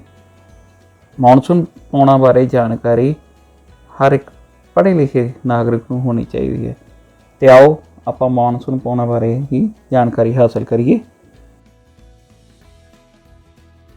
ਇਹਨਾਂ ਨੂੰ ਮਾਨਸੂਨ ਕਿਉਂ ਕਿਹਾ ਜਾਂਦਾ ਹੈ? ਬੇਟਾ ਅਰਬੀ ਭਾਸ਼ਾ ਦਾ ਸ਼ਬਦ ਹੈ ਮੌਸਮ, ਉਸੇ ਤੋਂ ਇਹ ਸ਼ਬਦ ਬਣਿਆ ਮੌਨਸੂਨ, ਕਿਉਂਕਿ ਇਹ ਵੀ ਮੌਸਮ ਦੇ ਬਦਲਣ ਨਾਲ ਆਪਣੀ ਦਿਸ਼ਾ ਬਦਲ ਲੈਂਦੀਆਂ। ਹੁਣ ਗਰਮੀ ਦੀ ਰੁੱਤ ਕੀ ਹੁੰਦੀ ਹੈ? ਗਰਮੀ ਦੀ ਰੁੱਤ ਵਿੱਚ ਧਰਤੀ ਗਰਮ ਹੁੰਦੀ ਹੈ, ਸਮੁੰਦਰ ਠੰਡੇ ਹੁੰਦੇ ਹੈ, ਅਤੇ ਇਹ ਹਵਾ ਸਮੁੰਦਰ ਤੋਂ ਧਰਤੀ ਵੱਲ ਚੱਲਦੀ ਹੈ। ਅਤੇ ਸਰਦੀਆਂ ਵਿੱਚ ਇਹ ਪੌਣਾ ਵਾਪਸ ਮੁੜਦੀਆਂ ਸਮੁੰਦਰਾਂ ਵੱਲ, ਕਿਉਂਕਿ ਸਮੁੰਦਰ ਹੌਲੀ ਹੌਲੀ ਠੰਡੇ ਹੁੰਦੇ ਹੈ, ਧਰਤੀ ਛੇਤੀ ਠੰਡੀ ਹੋ ਜਾਂਦੀ ਹੈ, ਅਤੇ ਸਮੁੰਦਰ ਗਰਮ ਹੁੰਦੇ ਹੈ ਅਤੇ ਉੱਧਰ ਨੂੰ ਤੁਰ ਪੈਂਦੀਆਂ। ਇਸ ਤਰ੍ਹਾਂ ਜਿਵੇਂ ਜਿਵੇਂ ਮੌਸਮ ਬਦਲਦਾ, ਉਸੇ ਤਰ੍ਹਾਂ ਇਹ ਪੌਣਾ ਵੀ ਆਪਣੀ ਦਿਸ਼ਾ ਬਦਲ ਲੈਂਦੀਆਂ। ਕਹਿਣ ਦਾ ਭਾਵ ਇਹ ਹੈ ਮੌਸਮੀ ਪੌਣਾ, ਅਤੇ ਇਹਨਾਂ ਪੌਣਾਂ ਦਾ ਭਾਰਤੀ ਜਲਵਾਯੂ 'ਤੇ ਬਹੁਤ ਪ੍ਰਭਾਵ ਪੈਂਦਾ ਹੈ। ਭਾਰਤ ਦੀ ਲਗਭਗ 90% ਵਰਖਾ ਇਹਨਾਂ ਪੌਣਾ ਕਰਕੇ ਹੀ ਹੁੰਦੀ ਹੈ। ਵਰਖਾ ਰੁੱਤ ਹੀ ਇਹਨਾਂ ਕਰਕੇ ਹੁੰਦੀ ਹੈ। ਭਾਰਤ ਦੇਸ਼ ਖੇਤੀਬਾੜੀ ਕਰਨ ਵਾਲਾ ਦੇਸ਼ ਹੈ। ਹੁਣ ਇੱਥੇ ਜ਼ਿਆਦਾ ਲੋਕ ਖੇਤੀਬਾੜੀ ਅਤੇ ਹੋਰ ਸਹਾਇਕ ਧੰਦੇ ਵੀ ਕਰਦੇ ਹਨ, ਅਤੇ ਖੇਤੀਬਾੜੀ ਲਈ ਮੁੱਖ ਤੌਰ 'ਤੇ ਪਾਣੀ ਦੀ ਲੋੜ ਹੁੰਦੀ ਹੈ। ਅਤੇ ਕੋਈ ਸਮਾਂ ਸੀਗਾ ਜਦੋਂ ਧਰਤੀ ਹੇਠਲਾ ਪਾਣੀ ਆਪਾਂ ਹਾਸਲ ਨਹੀਂ ਸੀ ਕਰ ਸਕਦੇ ਕਿਸੇ ਤਰੀਕੇ ਨਾਲ, ਅਤੇ ਵਰਖਾ ਰੁੱਤ 'ਤੇ ਹੀ ਆਪਣੀਆਂ ਫਸਲਾਂ ਨਿਰਭਰ ਸਨ। ਇਹ ਪੌਣਾ ਆਪਣੀਆਂ ਲੋੜਾਂ ਨੂੰ ਪੂਰੀਆਂ ਕਰਦੀਆਂ। ਕਿਹਾ ਜਾ ਸਕਦਾ ਕਿ ਆਰਥਿਕ ਹਾਲਾਤ ਜਿਹੜੇ ਭਾਰਤ ਦੇ ਉਹ ਇਹਨਾਂ ਪੌਣਾਂ 'ਤੇ ਨਿਰਭਰ ਹੈ। ਮਾਨਸੂਨ ਪੌਣਾ ਜ਼ਿਆਦਾਤਰ ਭੂਮੱਧ ਰੇਖਾ ਤੋਂ 20 ਡਿਗਰੀ ਉੱਤਰ ਅਤੇ 20 ਡਿਗਰੀ ਦੱਖਣੀ ਵਿਤਕਾਰਾਂ ਵੱਲ ਚੱਲਦੀਆਂ ਹਨ। ਇਹਨਾਂ ਨੂੰ ਊਸ਼ਨ ਖੰਡ ਵੀ ਕਹਿੰਦੇ ਆ। ਅਤੇ ਮੌਸਮੀ ਪੌਣਾ ਤਾਂ ਹੈਗੀਆਂ ਇਹ, ਅਤੇ ਭਾਰਤੀ ਉਪ ਮਹਾਂਦੀਪ ਵਿੱਚ ਇਹ ਪੌਣਾ ਹਿਮਾਲਿਆ ਪਰਬਤ ਦੇ ਪ੍ਰਭਾਵ ਕਾਰਨ ਸਾਰੇ ਉਪ ਮਹਾਂਦੀਪ ਵਿੱਚ ਚੱਲਦੀਆਂ। ਦੇਖੋ ਸਪੈਸ਼ਲਿਟੀ ਹੈ ਇਹਦੀ, ਕਿਉਂਕਿ ਹਿਮਾਲਿਆ ਪਰਬਤ ਕਰਕੇ ਸਾਰੇ ਭਾਰਤੀ ਉਪ ਮਹਾਂਦੀਪ ਵਿੱਚ ਚੱਲਦੀਆਂ। ਹੁਣ ਆਪਾਂ ਮਾਨਸੂਨ ਪੌਣਾ ਦੀਆਂ ਕਰੈਕਟਰਿਸਟਿਕਸ ਬਾਰੇ ਗੱਲਾਂ ਕਰ ਲਈਏ, ਜਿਵੇਂ ਇਹਨਾਂ ਦੇ ਲੱਛਣ ਕੀ ਹੈ। ਹਾਲੇ ਤੱਕ ਪੂਰੀ ਤਰ੍ਹਾਂ ਪ੍ਰਤੱਖ ਨਹੀਂ ਹੋ ਸਕਿਆ, ਸਪਸ਼ਟ ਨਹੀਂ ਹੋ ਸਕਿਆ ਵੀ ਇਹ ਪੌਣਾ ਕਿਵੇਂ ਚੱਲਦੀਆਂ, ਪਰ ਇੰਨੀ ਕੁ ਗੱਲ ਕਲੀਅਰ ਹੈ ਕਿ ਇਹਨਾਂ ਦੇ ਚੱਲਣ ਪਿੱਛੇ ਕੋਈ ਇੱਕ ਕਾਰਨ ਨਹੀਂ, ਕਈ ਤੱਤ ਜ਼ਿੰਮੇਵਾਰ ਹੈ। ਮੌਨਸੂਨ ਪੌਣਾ ਲਗਭਗ ਕਰਕ ਰੇਖਾ ਅਤੇ ਮੱਕਰ ਰੇਖਾ ਦੇ ਵਿਚਕਾਰਲੇ ਇਲਾਕਿਆਂ ਵਿੱਚ ਚੱਲਦੀਆਂ। 20 ਡਿਗਰੀ ਉੱਤਰੀ ਅਕਸ਼ਾਂਸ਼ ਅਤੇ 20 ਡਿਗਰੀ ਦੱਖਣੀ ਅਕਸ਼ਾਂਸ਼ਾਂ ਵੱਲ ਚੱਲਦੀਆਂ। ਗਰਮੀਆਂ ਦੀ ਰੁੱਤ ਵਿੱਚ ਭਾਰਤ ਦਾ ਉੱਤਰ ਪੱਛਮੀ ਭਾਗ ਬਹੁਤ ਗਰਮ ਹੋ ਜਾਂਦਾ। ਅੱਜ ਕੱਲ੍ਹ ਇਸ ਤਰ੍ਹਾਂ ਹੀ ਹੈ ਨਾ, ਅਤੇ ਇਸ ਕਾਰਨ ਇੱਥੇ ਵਾਯੂ ਦਾਬ ਘੱਟ ਹੋ ਜਾਂਦਾ। ਇਸ ਦੇ ਉਲਟ ਹਿੰਦ ਮਹਾਸਾਗਰ, ਅਰਬ ਸਾਗਰ ਅਤੇ ਬੰਗਾਲ ਦੀ ਖਾੜੀ, ਉੱਥੇ ਵਾਯੂ ਦਾਬ ਵੱਧ ਹੁੰਦਾ, ਐਟਮੋਸਫੇਰਿਕ ਪ੍ਰੈਸ਼ਰ ਜਿਹੜਾ ਵੱਧ ਹੁੰਦਾ। ਸਮੁੰਦਰ ਅਤੇ ਧਰਤੀ ਦੇ ਵਾਯੂ ਦਾਬ ਦੇ ਅੰਤਰ ਕਰਕੇ ਇਹ ਪੌਣਾ ਸਾਗਰਾਂ ਤੋਂ ਧਰਤੀ ਵੱਲ ਚੱਲਣ ਲੱਗ ਪੈਂਦੀਆਂ, ਅਤੇ ਇਹਨਾਂ ਨੂੰ ਗਰਮੀਆਂ ਦੀਆਂ ਮਾਨਸੂਨ ਪੌਣਾ ਕਿਹਾ ਜਾਂਦਾ ਹੈ। ਜੈਟ ਸਟਰੀਮ ਜਿਹੜੀਆਂ ਪੌਣਾ ਉਹ ਵੀ ਭਾਰਤੀ ਮਾਨਸੂਨ ਪੌਣਾ 'ਤੇ ਪ੍ਰਭਾਵ ਪਾਉਂਦੀਆਂ। ਦੱਖਣ ਪੱਛਮੀ ਮਾਨਸੂਨ ਪੌਣਾ ਤਾਂ ਜਨਮ ਲੈ ਲੈਂਦੀਆਂ, ਪਰ ਜਦੋਂ ਇਹ ਉਪ ਉਸ਼ਰਣੀ ਜਿਹੜੀ ਪੱਛਮੀ ਜੈਟ ਹੈ ਉਹ ਉੱਤਰ ਵੱਲ ਖਿਸਕਣਾ ਸ਼ੁਰੂ ਹੋ ਜਾਂਦੀ ਹੈ, ਤਿੱਬਤ ਦੇ ਪਠਾਰ ਆ ਨਾ, ਇਹ ਉੱਧਰ ਮੈਦਾਨੀ ਇਲਾਕਿਆਂ ਤੋਂ ਹੁੰਦੀ ਹੈ, ਉੱਧਰ ਨੂੰ ਜਾਂਦੀ ਹੈ। ਇਹ ਕਿਉਂ ਹੁੰਦੀ ਹੈ? ਕਿਉਂਕਿ ਤਿੱਬਤ ਦੀ ਪਠਾਰ ਗਰਮੀਆਂ ਵਿੱਚ ਜਾਂ ਗਰਮ ਮਹੀਨਿਆਂ ਵਿੱਚ ਗਰਮ ਹੋ ਜਾਂਦੀ ਹੈ। ਮੁੱਢਲਾ ਕਾਰਨ ਮੰਨਿਆ ਜਾਂਦਾ ਹੈ कि हिमालय की उचाई करके ये नाल दी नाल उधर मैदानी इलाकों तो दी तिब्बत की पठार हल जाती है। तिब्बत की पठार गर्म हो जाती है, घट हवा का दबाव बन जाता है इत्थे, ते ये पश्चिमी जैट स्ट्रीम नूं अपने वाल आकर्षित करता या खिंचता है। तो हिमालय के पर्वत उच्चे होने करके, हिमालय के पहाड़ उच्चे होने करके जिहड़ी पश्चिमी जैट की मूवमेंट है वो रुक जाती है, उस तो अगे नहीं वध पाउंदी। पर ज्यों ज्यों हवा का दबाव घटता जाता इन्नी फोर्स बन जाती है कि जिहड़ी पश्चिमी जैट है हिमालय के नाल वो काफ़ी समा पा के उसकी हलचल वध जाती है। जिमें जिमें ही जिहड़ी इस जैट स्ट्रीम की हरकत अचानक तेज़ होंदी है तो इसे नाल ही मॉनसून जिहड़ियां पौना वो भारती मैदानां विच मींह पौना अचानक शुरू कर दिंदियां। ते इसे तरह उल्ट हुंदा जदों उत्तर पूर्वी मानसून पौना हुंदियां। आ देखो नक्शे 'च बेटा मानसून पौना की दिशा की हुंदी है। ये तुहाडे दिमाग 'च हुण बह गया ना तो सारी उम्र तुहाडे दिमाग 'चों निकलना नहीं। बंगाल की खाड़ी देखो, इत्थों पैदा हुंदियां, अपने इत्थों आउंदियां ते 20 मई की दिशा देखो इधर किवें हुंदी है 20 मई की हालत दी। ते उस तो गा 25 मई ते श्रीलंका क्रॉस करदियां। 1 जून नूं लगभग 1 जून के केरल के तट नाल टकराउंदियां ते हौली हौली एडवांस हुंदियां जांदियां। देखो थल्लों दक्खण वल्लों 5 जून नूं कित्थों तक आ जांदियां। 10 जून नूं इन्हां दी दिशा देखो। बाकी देशों में भी देखो मानसून पौना चलदियां है। जापान तक इन्हां दा असर है। तो 15 जून की स्थिति देखो मध्य भारत तक आ गई। तो उस तो गां 1 जुलाई तक सारे भारत नूं जां 1 जुलाई तो 15 जुलाई दे विच सारे भारत नूं कवर कर दी। पर इस साल बेटा ये 2021 विच लगभग 2 हफ्ते पहला ये अपना सफ़र तय कर रही हैं तो पूरे भारत नूं कवर करन लगी हैं। तो ये देखो नक्शा पूरा दिमाग में बिठा लेना, दक्षिण पश्चिमी मानसून पौना किस तरह चलदी हैं। ठीक है बेटे, हुण उस तो अगे आपां अगले तत्तां दी गल करिए। मानसून पौना दे आउण दे जिम्मेवार कारणों विच अगे आपां जिक्र करते हैं गर्मियां दी रुत दी। गर्मियां विच की हुंदा, सूरज उत्तर वल सीधा चमकना शुरू हुंदा, यानी अपनी जिहड़ी करक दी रेखा इहदे ते सीधा चमक रहा हुंदा। 21 जून नूं इह दिन हुंदा जदों करक रेखा ते सीधा चमक रहा हुंदा। ते इहदे नतीजतन की हुंदा, घट हवा के दाब की पैल्ट बन जाती है, वो उत्तर वाल नूं खिसक जाती है। तो इस करके उत्तरी भारत विच घट दबाव का खेतर बन जाता। तो जिथे घट दबाव का बेटे खेतर बनता हुंदा उधर नूं ठंडियां हवावां लाजमी ही चलदियां हन। तो इस करके फिर मानसून पौना उत्तर भारत वाल नचदियां आउंदियां। लास्ट विच गल करिए तिब्बत के पठार की, पहलां भी आपां गल कीती सी कि जैट स्ट्रीम वेले कि उहदे खिसकण विच इहदे गर्म होना बहुत असर पाउंदा।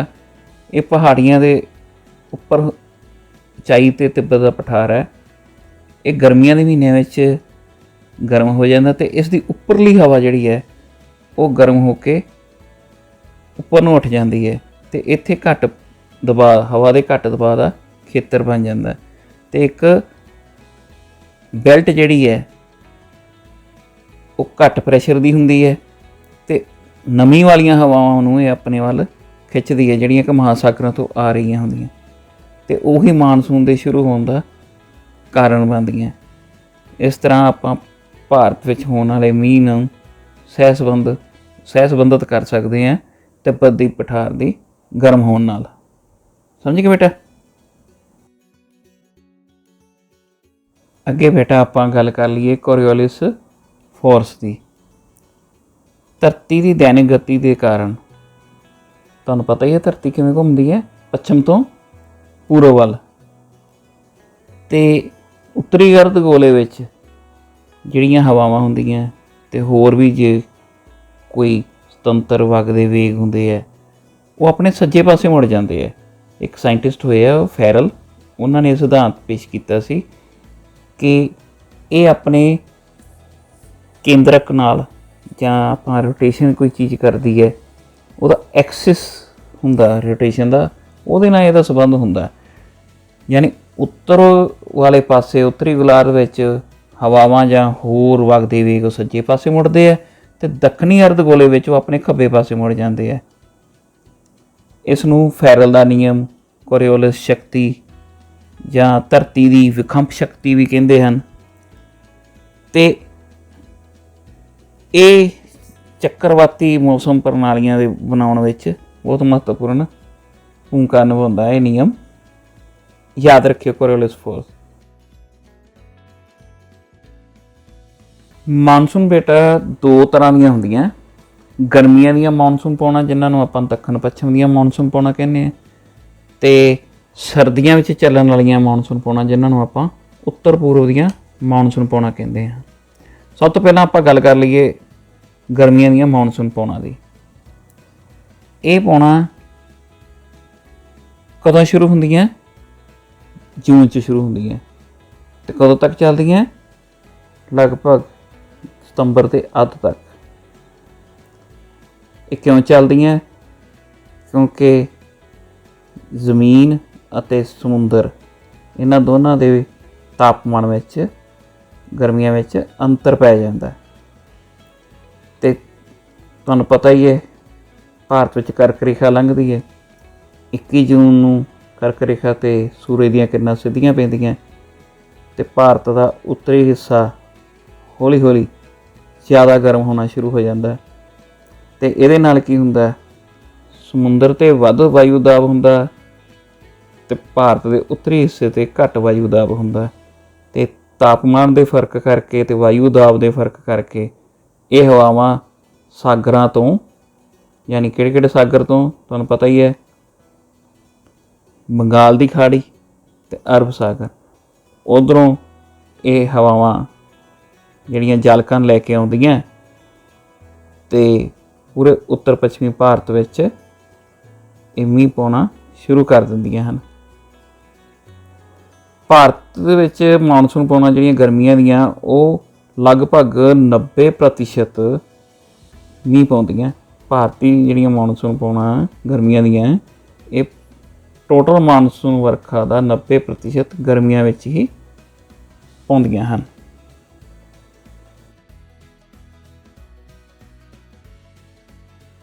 ਅੱਗੇ ਸਰਦੀਆਂ ਦੀਆਂ ਮਾਨਸੂਨ ਪਾਉਣਾ ਜਾਂ ਉੱਤਰ ਪੂਰਬੀ ਮਾਨਸੂਨ ਪਾਉਣਾ, ਇਹ ਸ਼ੁਰੂ ਹੁੰਦੀਆਂ ਸਤੰਬਰ ਦੇ ਪਹਿਲੇ ਇੱਕ ਹਫ਼ਤੇ ਦੇ ਕਰੀਬ।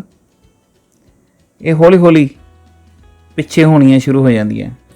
ਦੱਖਣ ਪੱਛਮ ਵੱਲੋਂ ਆਈਆਂ ਹੁੰਦੀਆਂ ਨਾ, ਇਹ ਉੱਧਰ ਨੂੰ ਹੀ ਵਾਪਸ ਮੁੜਨੀਆਂ ਉੱਤਰ ਪੂਰਬ ਵਾਲੀ ਦਿਸ਼ਾ ਤੋਂ ਸ਼ੁਰੂ ਹੋ ਜਾਂਦੀਆਂ। ਅਤੇ ਅਕਤੂਬਰ ਦੇ ਮੱਧ ਤੱਕ ਇਹ ਜਿਹੜਾ ਆਪਣਾ ਪ੍ਰਾਇਦੀਪ ਆ ਇਹਦੇ ਉੱਤਰ ਵਾਲੇ ਪਾਸੇ ਅੱਧ ਤੋਂ ਵੀ ਜ਼ਿਆਦਾ ਕਰੋਸ ਕਰ ਜਾਂਦੀਆਂ, ਦੱਖਣ ਵਾਲੇ ਪਾਸੇ ਨੂੰ ਆ ਜਾਂਦੀਆਂ। ਅਤੇ ਉੱਤਰ ਤੋਂ ਦੱਖਣ ਵੱਲ ਇਹਦਾ ਵਧਣਾ ਤੇਜ਼ੀ ਨਾਲ ਸ਼ੁਰੂ ਹੋ ਜਾਂਦਾ ਦਸੰਬਰ ਦੇ ਪਹਿਲੇ ਹਫ਼ਤੇ 'ਚ ਜਾ ਕੇ, ਅਤੇ ਫਿਰ ਜਨਵਰੀ ਦੇ ਪਹਿਲੇ ਹਫ਼ਤੇ ਤੱਕ ਇਹ ਕਾਫੀ ਤੇਜ਼ੀ ਨਾਲ ਪਿੱਛੇ ਮੁੜ ਜਾਂਦੀਆਂ ਹਨ। ਇਹਨੂੰ ਆਪਾਂ ਫਿਰ ਇੱਥੇ ਕਹਿ ਦਿੰਦੇ ਹਾਂ ਸਰਦੀਆਂ ਦੀ ਰੁੱਤ ਵੀ ਸ਼ੁਰੂ ਹੋ ਜਾਂਦੀ ਹੈ। ਬੇਟਾ ਘੱਟ ਮੁੜਦੀਆਂ ਹੋਈਆਂ ਇਹ ਸਰਦੀਆਂ ਦੀਆਂ ਮਾਨਸੂਨ ਪਾਉਣਾ ਵੀ ਨਹੀਂ, ਇਹ ਵਾਪਸ ਜਾਂਦੀਆਂ ਅਰਬ ਸਾਗਰ ਅਤੇ ਬੰਗਾਲ ਦੀ ਖਾੜੀ ਤੋਂ ਹੁੰਦੀਆਂ ਹੋਈਆਂ ਨਮੀ ਦੀ ਮਾਤਰਾ ਲੈ ਜਾਂਦੀਆਂ, ਕਾਫੀ ਨਮੀ ਲੈ ਜਾਂਦੀਆਂ ਆਪਣੇ ਰਸਤੇ 'ਚੋਂ। ਅਤੇ ਅਕਤੂਬਰ ਤੱਕ ਇਹ ਆਪਣੇ ਦੱਖਣੀ ਰਾਜਾਂ ਵਿੱਚ ਪਹੁੰਚ ਜਾਂਦੀਆਂ ਅਤੇ ਉੱਥੇ ਦੂਜੀ ਲਹਿਰ ਯਾਨੀ ਕਿ ਆਪਣੇ ਵਰਖਾ ਦੇ ਦੂਸਰੇ ਦੌਰ ਲਈ ਜ਼ਿੰਮੇਵਾਰ ਹੁੰਦੀਆਂ। ਯਾਨੀ ਆਉਂਦੀਆਂ ਹੋਈਆਂ ਵੀ ਮੀਂਹ ਪਾਉਂਦੀਆਂ ਅਤੇ ਜਾਂਦੀਆਂ ਹੋਈਆਂ ਵੀ ਇਹ ਮੀਂਹ ਪਾਉਂਦੀਆਂ। ਅਤੇ ਇੱਥੇ ਇਹਨਾਂ ਨੂੰ ਸਰਦੀਆਂ ਦੀਆਂ ਮਾਨਸੂਨ ਪੌਣਾਂ ਕਿਹਾ ਜਾਂਦਾ ਹੈ। ਅਤੇ ਕਿਹੜੇ ਰਾਜਾਂ ਵਿੱਚ ਇਹਨਾਂ ਦਾ ਮੀਂਹ ਪੈਂਦਾ, ਇਹਨਾਂ ਨਾਲ ਕਰਨਾਟਕਾ, ਤਮਿਲਨਾਡੂ, ਕੇਰਲ ਅਤੇ ਆਂਧਰਾ ਪ੍ਰਦੇਸ਼ ਵਿੱਚ ਜ਼ਿਆਦਾ ਇਹਨਾਂ ਦਾ ਅਸਰ ਵੇਖਿਆ ਜਾਂਦਾ ਹੈ। ਨਵੰਬਰ ਤੋਂ ਦਸੰਬਰ ਦੇ ਮਹੀਨੇ ਵਿੱਚ ਇਹ ਇਹਨਾਂ ਰਾਜਾਂ ਵਿੱਚ ਮੀਂਹ ਪਾਉਂਦੀਆਂ। ਇਹਨਾਂ ਦਾ ਭਾਰਤੀ ਖੇਤੀਬਾੜੀ 'ਤੇ ਬਹੁਤ ਅਸਰ ਹੁੰਦਾ ਹੈ ਅਤੇ ਕਾਫੀ ਉਦਯੋਗਾਂ ਲਈ ਵੀ ਇਹ ਲਾਹੇਵੰਦ ਹੁੰਦੀਆਂ, ਜਿਵੇਂ ਸੂਤੀ ਕੱਪੜੇ ਦਾ ਉਦਯੋਗ, ਖੰਡ ਦਾ ਉਦਯੋਗ, ਵਨਸਪਤੀ ਘਿਓ ਦਾ ਉਦਯੋਗ। ਇਹਨਾਂ 'ਤੇ ਕਾਫੀ ਇਹਨਾਂ ਪੌਣਾਂ ਦਾ ਅਸਰ ਹੁੰਦਾ ਹੈ, ਯਾਨੀ ਲਾਹੇਵੰਦ ਹੁੰਦੀਆਂ ਹਨ। ਰਿਵੀਜ਼ਨ ਦੇ ਤੌਰ 'ਤੇ ਫਿਰ ਗੱਲ ਕਰ ਲਈਏ ਕਿ ਸਰਦੀਆਂ ਵਿੱਚ ਮਾਨਸੂਨ ਦੀਆਂ ਪੌਣਾਂ ਵਾਪਸ ਮੁੜਦੀਆਂ ਹਨ। ਇਹ ਦੱਖਣ ਪੱਛਮੀ ਮਾਨਸੂਨ ਪੌਣਾਂ ਦਾ ਵਾਪਸ ਆਉਣਾ ਹੀ ਹੁੰਦਾ ਹੈ। ਸ਼ੁਰੂ ਹੁੰਦੀਆਂ ਇਹ ਸਤੰਬਰ ਦੇ ਅੱਧ ਵਿੱਚ ਅਤੇ ਲਗਭਗ ਨਵੰਬਰ ਤੱਕ ਵਾਪਸ ਮੁੜਦੀਆਂ ਅਤੇ ਜਨਵਰੀ ਤੱਕ ਇਹਨਾਂ ਦਾ ਵਾਪਸ ਮੁੜਨਾ ਜਾਰੀ ਰਹਿੰਦਾ ਹੈ। 3 ਮਹੀਨੇ ਦਾ ਲੰਬਾ ਪ੍ਰੋਸੈਸ ਹੁੰਦਾ, ਜਿਹੜਾ ਕਿ ਪ੍ਰਾਇਦੀਪ ਤੋਂ ਸ਼ੁਰੂ ਹੁੰਦਾ ਅਕਤੂਬਰ ਵਿੱਚ ਅਤੇ ਦਸੰਬਰ ਵਿੱਚ ਦੱਖਣ ਪੂਰਬੀ ਭਾਰਤ ਵਿੱਚ ਚਰਮ ਸੀਮਾ 'ਤੇ ਪਹੁੰਚ ਜਾਂਦਾ ਹੈ। ਅਸਮਾਨ ਜਿਹੜਾ ਹੈ, ਸਾਊਥ ਵੈਸਟ ਮਾਨਸੂਨ ਜਦੋਂ ਵਾਪਸ ਮੁੜਦੀਆਂ, ਦੱਖਣ ਪੱਛਮੀ ਪੌਣਾਂ ਵਾਪਸ ਮੁੜਦੀਆਂ, ਉਦੋਂ ਸਾਫ਼ ਹੋ ਜਾਂਦਾ ਹੈ। ਕੋਰੋਮੰਡਲ ਦੇ ਤੱਟ ਤੋਂ ਮਹੀਨਾ ਕਿਹੜਾ ਹੁੰਦਾ, ਦਸੰਬਰ ਦਾ। ਦਸੰਬਰ ਦੇ ਅੱਧ ਵਿੱਚ ਉੱਥੇ ਕੋਰੋਮੰਡਲ ਦੇ ਤੱਟ ਤੋਂ ਇਹ ਅਸਮਾਨ ਸਾਫ਼ ਹੋ ਜਾਂਦਾ ਹੈ ਅਤੇ ਪੰਜਾਬ ਵਿੱਚ ਦੱਖਣ ਪੱਛਮੀ ਮਾਨਸੂਨ ਪੌਣਾਂ ਸਤੰਬਰ ਦੇ ਦੂਸਰੇ ਹਫ਼ਤੇ 'ਚ ਸ਼ੁਰੂ ਹੋ ਜਾਂਦੀਆਂ।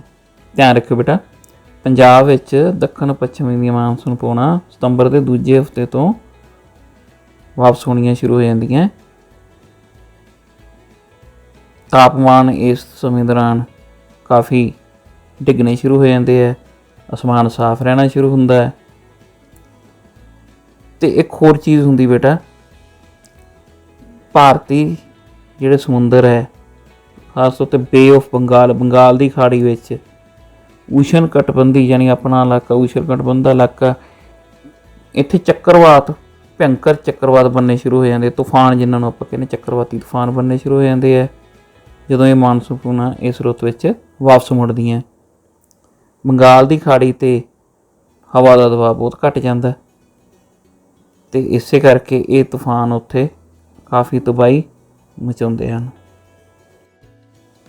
ਟ੍ਰੋਪੀਕਲ ਰੀਜਨ ਬੇਟਾ ਯਾਦ ਰੱਖਣ ਵਾਲੀ ਗੱਲ ਹੈ, ਯਾਦ ਰੱਖਿਓ ਟ੍ਰੋਪੀਕਲ ਰੀਜਨ ਜਾਂ ਊਸ਼ਣ ਕਟਬੰਧੀ ਖੇਤਰ ਕਿਹੜੇ ਹੁੰਦੇ ਹੈ, ਭੂਮੱਧ ਰੇਖਾ ਦੇ ਉੱਤਰ ਵਾਲੇ ਪਾਸੇ, ਉੱਤਰੀ ਗੋਲਾਰਧ ਵਾਲੇ ਪਾਸੇ ਕਰਕ ਰੇਖਾ ਤੱਕ, ਅਤੇ ਭੂਮੱਧ ਰੇਖਾ ਦੇ ਦੱਖਣ ਵਾਲੇ ਪਾਸੇ ਯਾਨੀ ਦੱਖਣੀ ਗੋਲਾਰਧ ਵਿੱਚ ਮਕਰ ਰੇਖਾ ਤੱਕ ਦੇ ਜਿਹੜੇ ਇਲਾਕੇ ਹੈ ਇਹ ਟ੍ਰੋਪੀਕਲ ਰੀਜਨ ਕਹਾਉਂਦੇ ਹੈ, ਊਸ਼ਣ ਕਟਬੰਧੀ ਖੇਤਰ ਕਹਾਉਂਦੇ ਹੈ। ਯਾਦ ਰੱਖਣਾ ਬੇਟਾ, ਇਹ ਜ਼ਰੂਰੀ ਹੈ। ਹੁਣ ਲਾਸਟ ਵਿੱਚ ਮਾਨਸੂਨ ਪੌਣਾਂ ਦੀਆਂ ਵਿਸ਼ੇਸ਼ਤਾਵਾਂ ਕਿਹੜੀਆਂ ਆਪਾਂ ਕਰ ਲਈਏ ਵੀ। ਇੱਕ ਤਾਂ ਆਪਣੇ ਨਿਸ਼ਚਿਤ ਸਮੇਂ ਤੋਂ ਪਹਿਲਾਂ ਜਾਂ ਪਿੱਛੋਂ ਕਦੇ ਵੀ ਆ ਸਕਦੀਆਂ, ਇਹ ਬਹੁਤ ਜ਼ਿਆਦਾ ਵਰਖਾ ਕਰਦੀਆਂ ਅਤੇ ਕਿਸੇ ਸਾਲ ਕਮਜ਼ੋਰ ਵੀ ਹੋ ਜਾਂਦੀਆਂ ਅਤੇ ਘੱਟ ਵਰਖਾ ਕਰਦੀਆਂ। ਜ਼ਿਆਦਾ ਵਰਖਾ ਵਾਲੇ ਸਾਲ ਇਹ ਨਦੀਆਂ ਵਿੱਚ ਹੜ੍ਹ ਵੀ ਆ ਜਾਂਦੇ ਹਨ। ਜਦੋਂ ਜ਼ਿਆਦਾ ਵਰਖਾ ਹੁੰਦੀਆਂ ਜਿਹੜੇ ਸਾਲਾਂ 'ਚ ਹੜ੍ਹ ਵੀ ਲੈ ਆਉਂਦੀਆਂ, ਜਾਨੀ ਅਤੇ ਮਾਲੀ ਨੁਕਸਾਨ ਵੀ ਹੁੰਦਾ। ਅਤੇ ਜਦੋਂ ਘੱਟ ਵਰਖਾ ਹੁੰਦੀ ਹੈ ਉਦੋਂ ਸੋਕਾ ਵੀ ਪੈ ਜਾਂਦਾ, ਫਸਲਾਂ ਮਾਰੀਆਂ ਜਾਂਦੀਆਂ।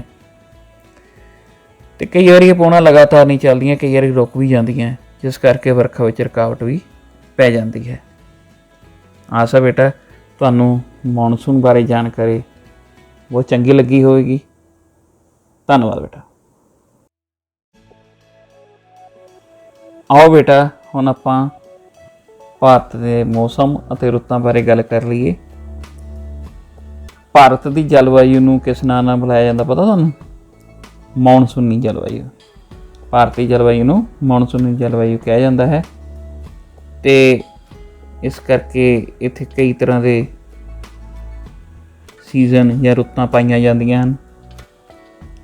ਹਰ ਰੁੱਤ ਵਿੱਚ ਮੌਸਮ ਤੇ ਵਰਖਾ ਇਹ ਅਲੱਗ-ਅਲੱਗ ਤਰ੍ਹਾਂ ਦੇ ਹੁੰਦੇ ਹੈ।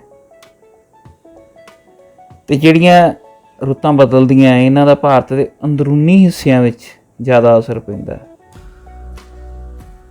ਇਹ ਅੰਦਰੂਨੀ ਹਿੱਸੇ ਉਹ ਹੁੰਦੇ ਆ ਜਿੱਥੇ ਐਕਸਟ੍ਰੀਮ ਜਲਵਾਯੂ ਹੁੰਦਾ। ਐਕਸਟ੍ਰੀਮ ਦਾ ਮਤਲਬ ਪਤਾ ਨਾ ਤੁਹਾਨੂੰ, ਕਠੋਰ ਜਲਵਾਯੂ। ਗਰਮੀਆਂ ਵਿੱਚ ਜ਼ਿਆਦਾ ਗਰਮੀ ਤੇ ਸਰਦੀਆਂ ਵਿੱਚ ਜ਼ਿਆਦਾ ਸਰਦੀ ਹੁੰਦੀ ਹੈ। ਤੇ ਜਿਹੜੇ ਭਾਰਤ ਦੇ ਤੱਟਵਰਤੀ ਇਲਾਕੇ ਹੈ, ਇੱਥੇ ਨਾ ਤਾਂ ਜ਼ਿਆਦਾ ਗਰਮੀ ਪੈਂਦੀ ਹੈ ਤੇ ਨਾ ਹੀ ਜ਼ਿਆਦਾ ਸਰਦੀ ਹੁੰਦੀ ਹੈ। ਯਾਨੀ ਗਰਮੀ ਤੋਂ ਸਰਦੀ ਦਾ ਜ਼ਿਆਦਾ ਅੰਤਰ ਨਹੀਂ ਹੁੰਦਾ। ਹੁਣ ਭਾਰਤ ਦੀਆਂ ਰੁੱਤਾਂ ਜਿਹੜੀਆਂ ਇਹਨਾਂ ਨੂੰ 3 ਭਾਗਾਂ ਵਿੱਚ ਵੰਡਿਆ ਜਾਂਦਾ। ਤੇ ਪਹਿਲਾਂ ਆਪਾਂ ਗਰਮੀਆਂ ਦੀ ਰੁੱਤ ਦੀ ਗੱਲ ਕਰਾਂਗੇ।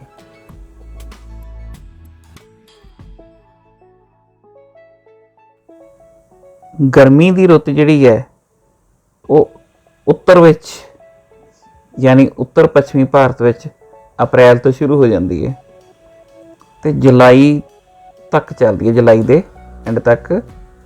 ਤੇ ਭਾਰਤ ਦੇ ਬਾਕੀ ਹਿੱਸੇ ਵਿੱਚ ਤੁਹਾਨੂੰ ਪਤਾ ਗਰਮੀ ਦੀ ਰੁੱਤ ਮਾਰਚ 'ਚ ਸ਼ੁਰੂ ਹੁੰਦੀ ਹੈ ਤੇ ਮਈ ਤੱਕ ਚੱਲਦੀ ਹੈ। ਉੱਤਰ ਵਿੱਚ ਤਾਪਮਾਨ ਕਿਵੇਂ ਵੱਧਦੇ ਹੈ? ਕਿਉਂਕਿ ਸੂਰਜ ਦੀਆਂ ਸਿੱਧੀਆਂ ਕਿਰਨਾਂ ਕਰਕ ਰੇਖਾ 'ਤੇ ਪੈਂਦੀਆਂ। ਤੇ ਪੱਛਮੀ ਅਤੇ ਦੱਖਣੀ ਭਾਗਾਂ ਵਿੱਚ ਜਿਹੜਾ ਗਰਮ ਮਹੀਨਾ ਹੁੰਦਾ, ਸਭ ਤੋਂ ਗਰਮ ਮਹੀਨਾ, ਉਹ ਅਪ੍ਰੈਲ ਦਾ ਹੁੰਦਾ। ਤੇ ਬਾਕੀ ਉੱਤਰੀ ਭਾਰਤ ਵਿੱਚ ਗਰਮੀ ਦਾ ਮਹੀਨਾ ਪਤਾ ਕਿਹੜਾ ਹੁੰਦਾ? ਸਭ ਤੋਂ ਗਰਮ ਮਹੀਨਾ ਉਹ ਮਈ ਦਾ ਹੁੰਦਾ ਹੈ। ਉੱਤਰੀ ਭਾਰਤ ਵਿੱਚ ਬੇਟਾ ਜਦੋਂ ਗਰਮੀਆਂ ਦਾ ਸੀਜ਼ਨ ਹੁੰਦਾ ਤਾਪਮਾਨ ਬਹੁਤ ਉੱਚੇ ਚਲੇ ਜਾਂਦੇ ਆ, 50 ਡਿਗਰੀ ਤੋਂ ਲੈ ਕੇ ਉਸ ਤੋਂ ਜ਼ਿਆਦਾ ਤੱਕ। 50 ਡਿਗਰੀ ਤਾਂ ਰਾਜਸਥਾਨ ਦੇ ਅਲਵਰ ਵਿੱਚ ਰਿਕਾਰਡ ਕੀਤਾ ਗਿਆ ਹੈ ਤੇ ਉਸ ਤੋਂ ਜ਼ਿਆਦਾ ਵੀ ਹੁਣ ਕਾਫੀ ਰਿਕਾਰਡ ਹੋ ਚੁੱਕੇ ਹੈ। ਤੇ ਇੱਕ ਹੋਰ ਖਾਸੀਅਤ ਗਰਮੀਆਂ ਦੀ ਹੁੰਦੀ ਹੈ ਲੂ, ਗਰਮ ਹਵਾ ਦੀ। ਇਹ ਬਹੁਤ ਤੇਜ਼ ਚੱਲਦੀਆਂ ਹੁੰਦੀਆਂ ਤੇ ਖੁਸ਼ਕ ਗਰਮ ਹਵਾਵਾਂ ਹੁੰਦੀਆਂ ਜਿਹੜੀਆਂ ਦਿਨ ਵੇਲੇ ਪੰਜਾਬ, ਹਰਿਆਣਾ, ਰਾਜਸਥਾਨ ਦੇ ਬਹੁਤ ਸਾਰੇ ਇਲਾਕਿਆਂ 'ਚ ਚੱਲਦੀਆਂ। ਤੇ ਜਿਹੜੇ ਤੱਟਵਰਤੀ ਇਲਾਕੇ ਹੁੰਦੇ ਆ ਇਹਨਾਂ ਵਿੱਚ ਤੁਹਾਨੂੰ ਦੱਸਿਆ ਨਾ ਜ਼ਿਆਦਾ ਸਰਦੀ ਹੁੰਦੀ ਹੈ ਤੇ ਨਾ ਜ਼ਿਆਦਾ ਗਰਮੀ ਹੁੰਦੀ ਹੈ। ਗਰਮੀਆਂ ਵੀ ਬਹੁਤ ਜ਼ਿਆਦਾ ਨਹੀਂ ਹੁੰਦੀਆਂ।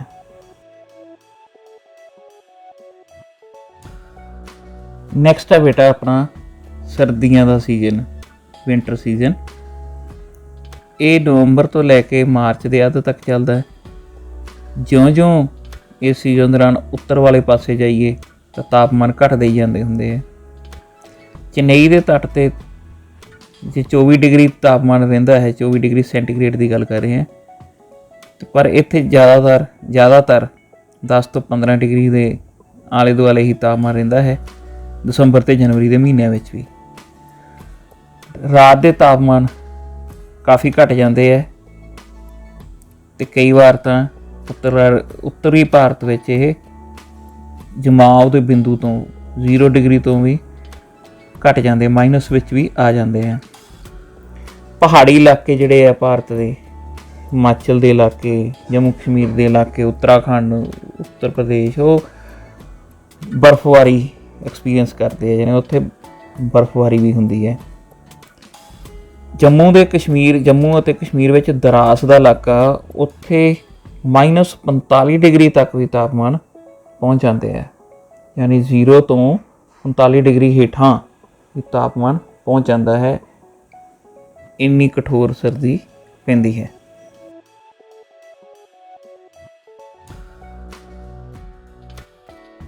ਜਦੋਂ ਸਰਦੀਆਂ ਦੀ ਰੁੱਤ ਸ਼ੁਰੂ ਹੁੰਦੀ ਹੈ ਉਦੋਂ ਬੇਟਾ ਅਸਮਾਨ ਸਾਫ਼ ਰਹਿੰਦਾ ਹੈ, ਬੱਦਲ ਨਹੀਂ ਹੁੰਦੇ ਤੇ ਤੱਟਵਰਤੀ ਇਲਾਕਿਆਂ ਵਿੱਚ ਜ਼ਿਆਦਾ ਸਰਦੀ ਨਹੀਂ ਪੈਂਦੀ, ਮੋਡਰੇਟ ਕਲਾਈਮੇਟ ਹੀ ਰਹਿੰਦਾ।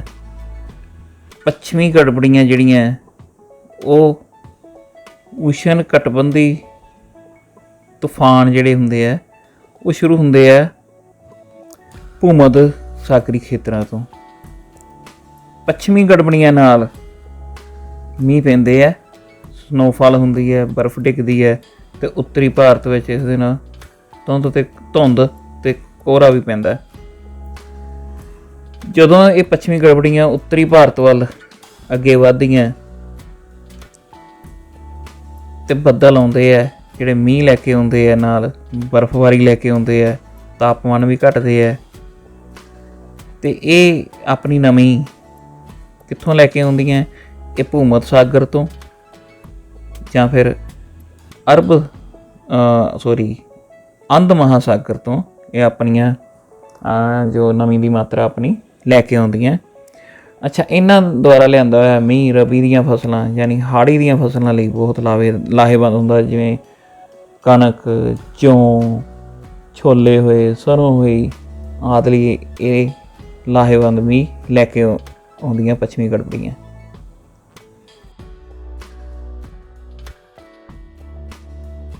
ਗਰਮੀ ਅਤੇ ਸਰਦੀ ਦੀ ਰੁੱਤ ਤੋਂ ਬਾਅਦ ਆਪਾਂ ਗੱਲ ਕਰੀਏ ਵਰਖਾ ਰੁੱਤ ਦੀ। ਬੇਟੇ, ਵਰਖਾ ਰੁੱਤ ਦਾ ਇੰਤਜ਼ਾਰ ਤਾਂ ਸਾਰੇ ਭਾਰਤੀ ਲੋਕ ਬੜੀ ਬੇਸਬਰੀ ਨਾਲ ਕਰਦੇ ਹੁੰਦੇ ਆ, ਕਿਉਂਕਿ ਇਹ ਬਹੁਤ ਤੇਜ਼ ਗਰਮੀ ਤੋਂ ਰਾਹਤ ਦਿੰਦੀ ਹੈ। ਇਹ ਰੁੱਤ ਬਹੁਤ ਤੇਜ਼ ਗਰਮੀ ਤੋਂ ਬਾਅਦ ਰਾਹਤ ਲਿਆਉਂਦੀ ਹੈ ਅਤੇ ਸਤੰਬਰ ਦੇ ਅੱਧ ਤੱਕ ਚੱਲਦੀ ਹੈ। ਸਤੰਬਰ ਤੱਕ ਹੀ ਕਹਿ ਲਓ ਚੱਲਦੀ ਹੈ।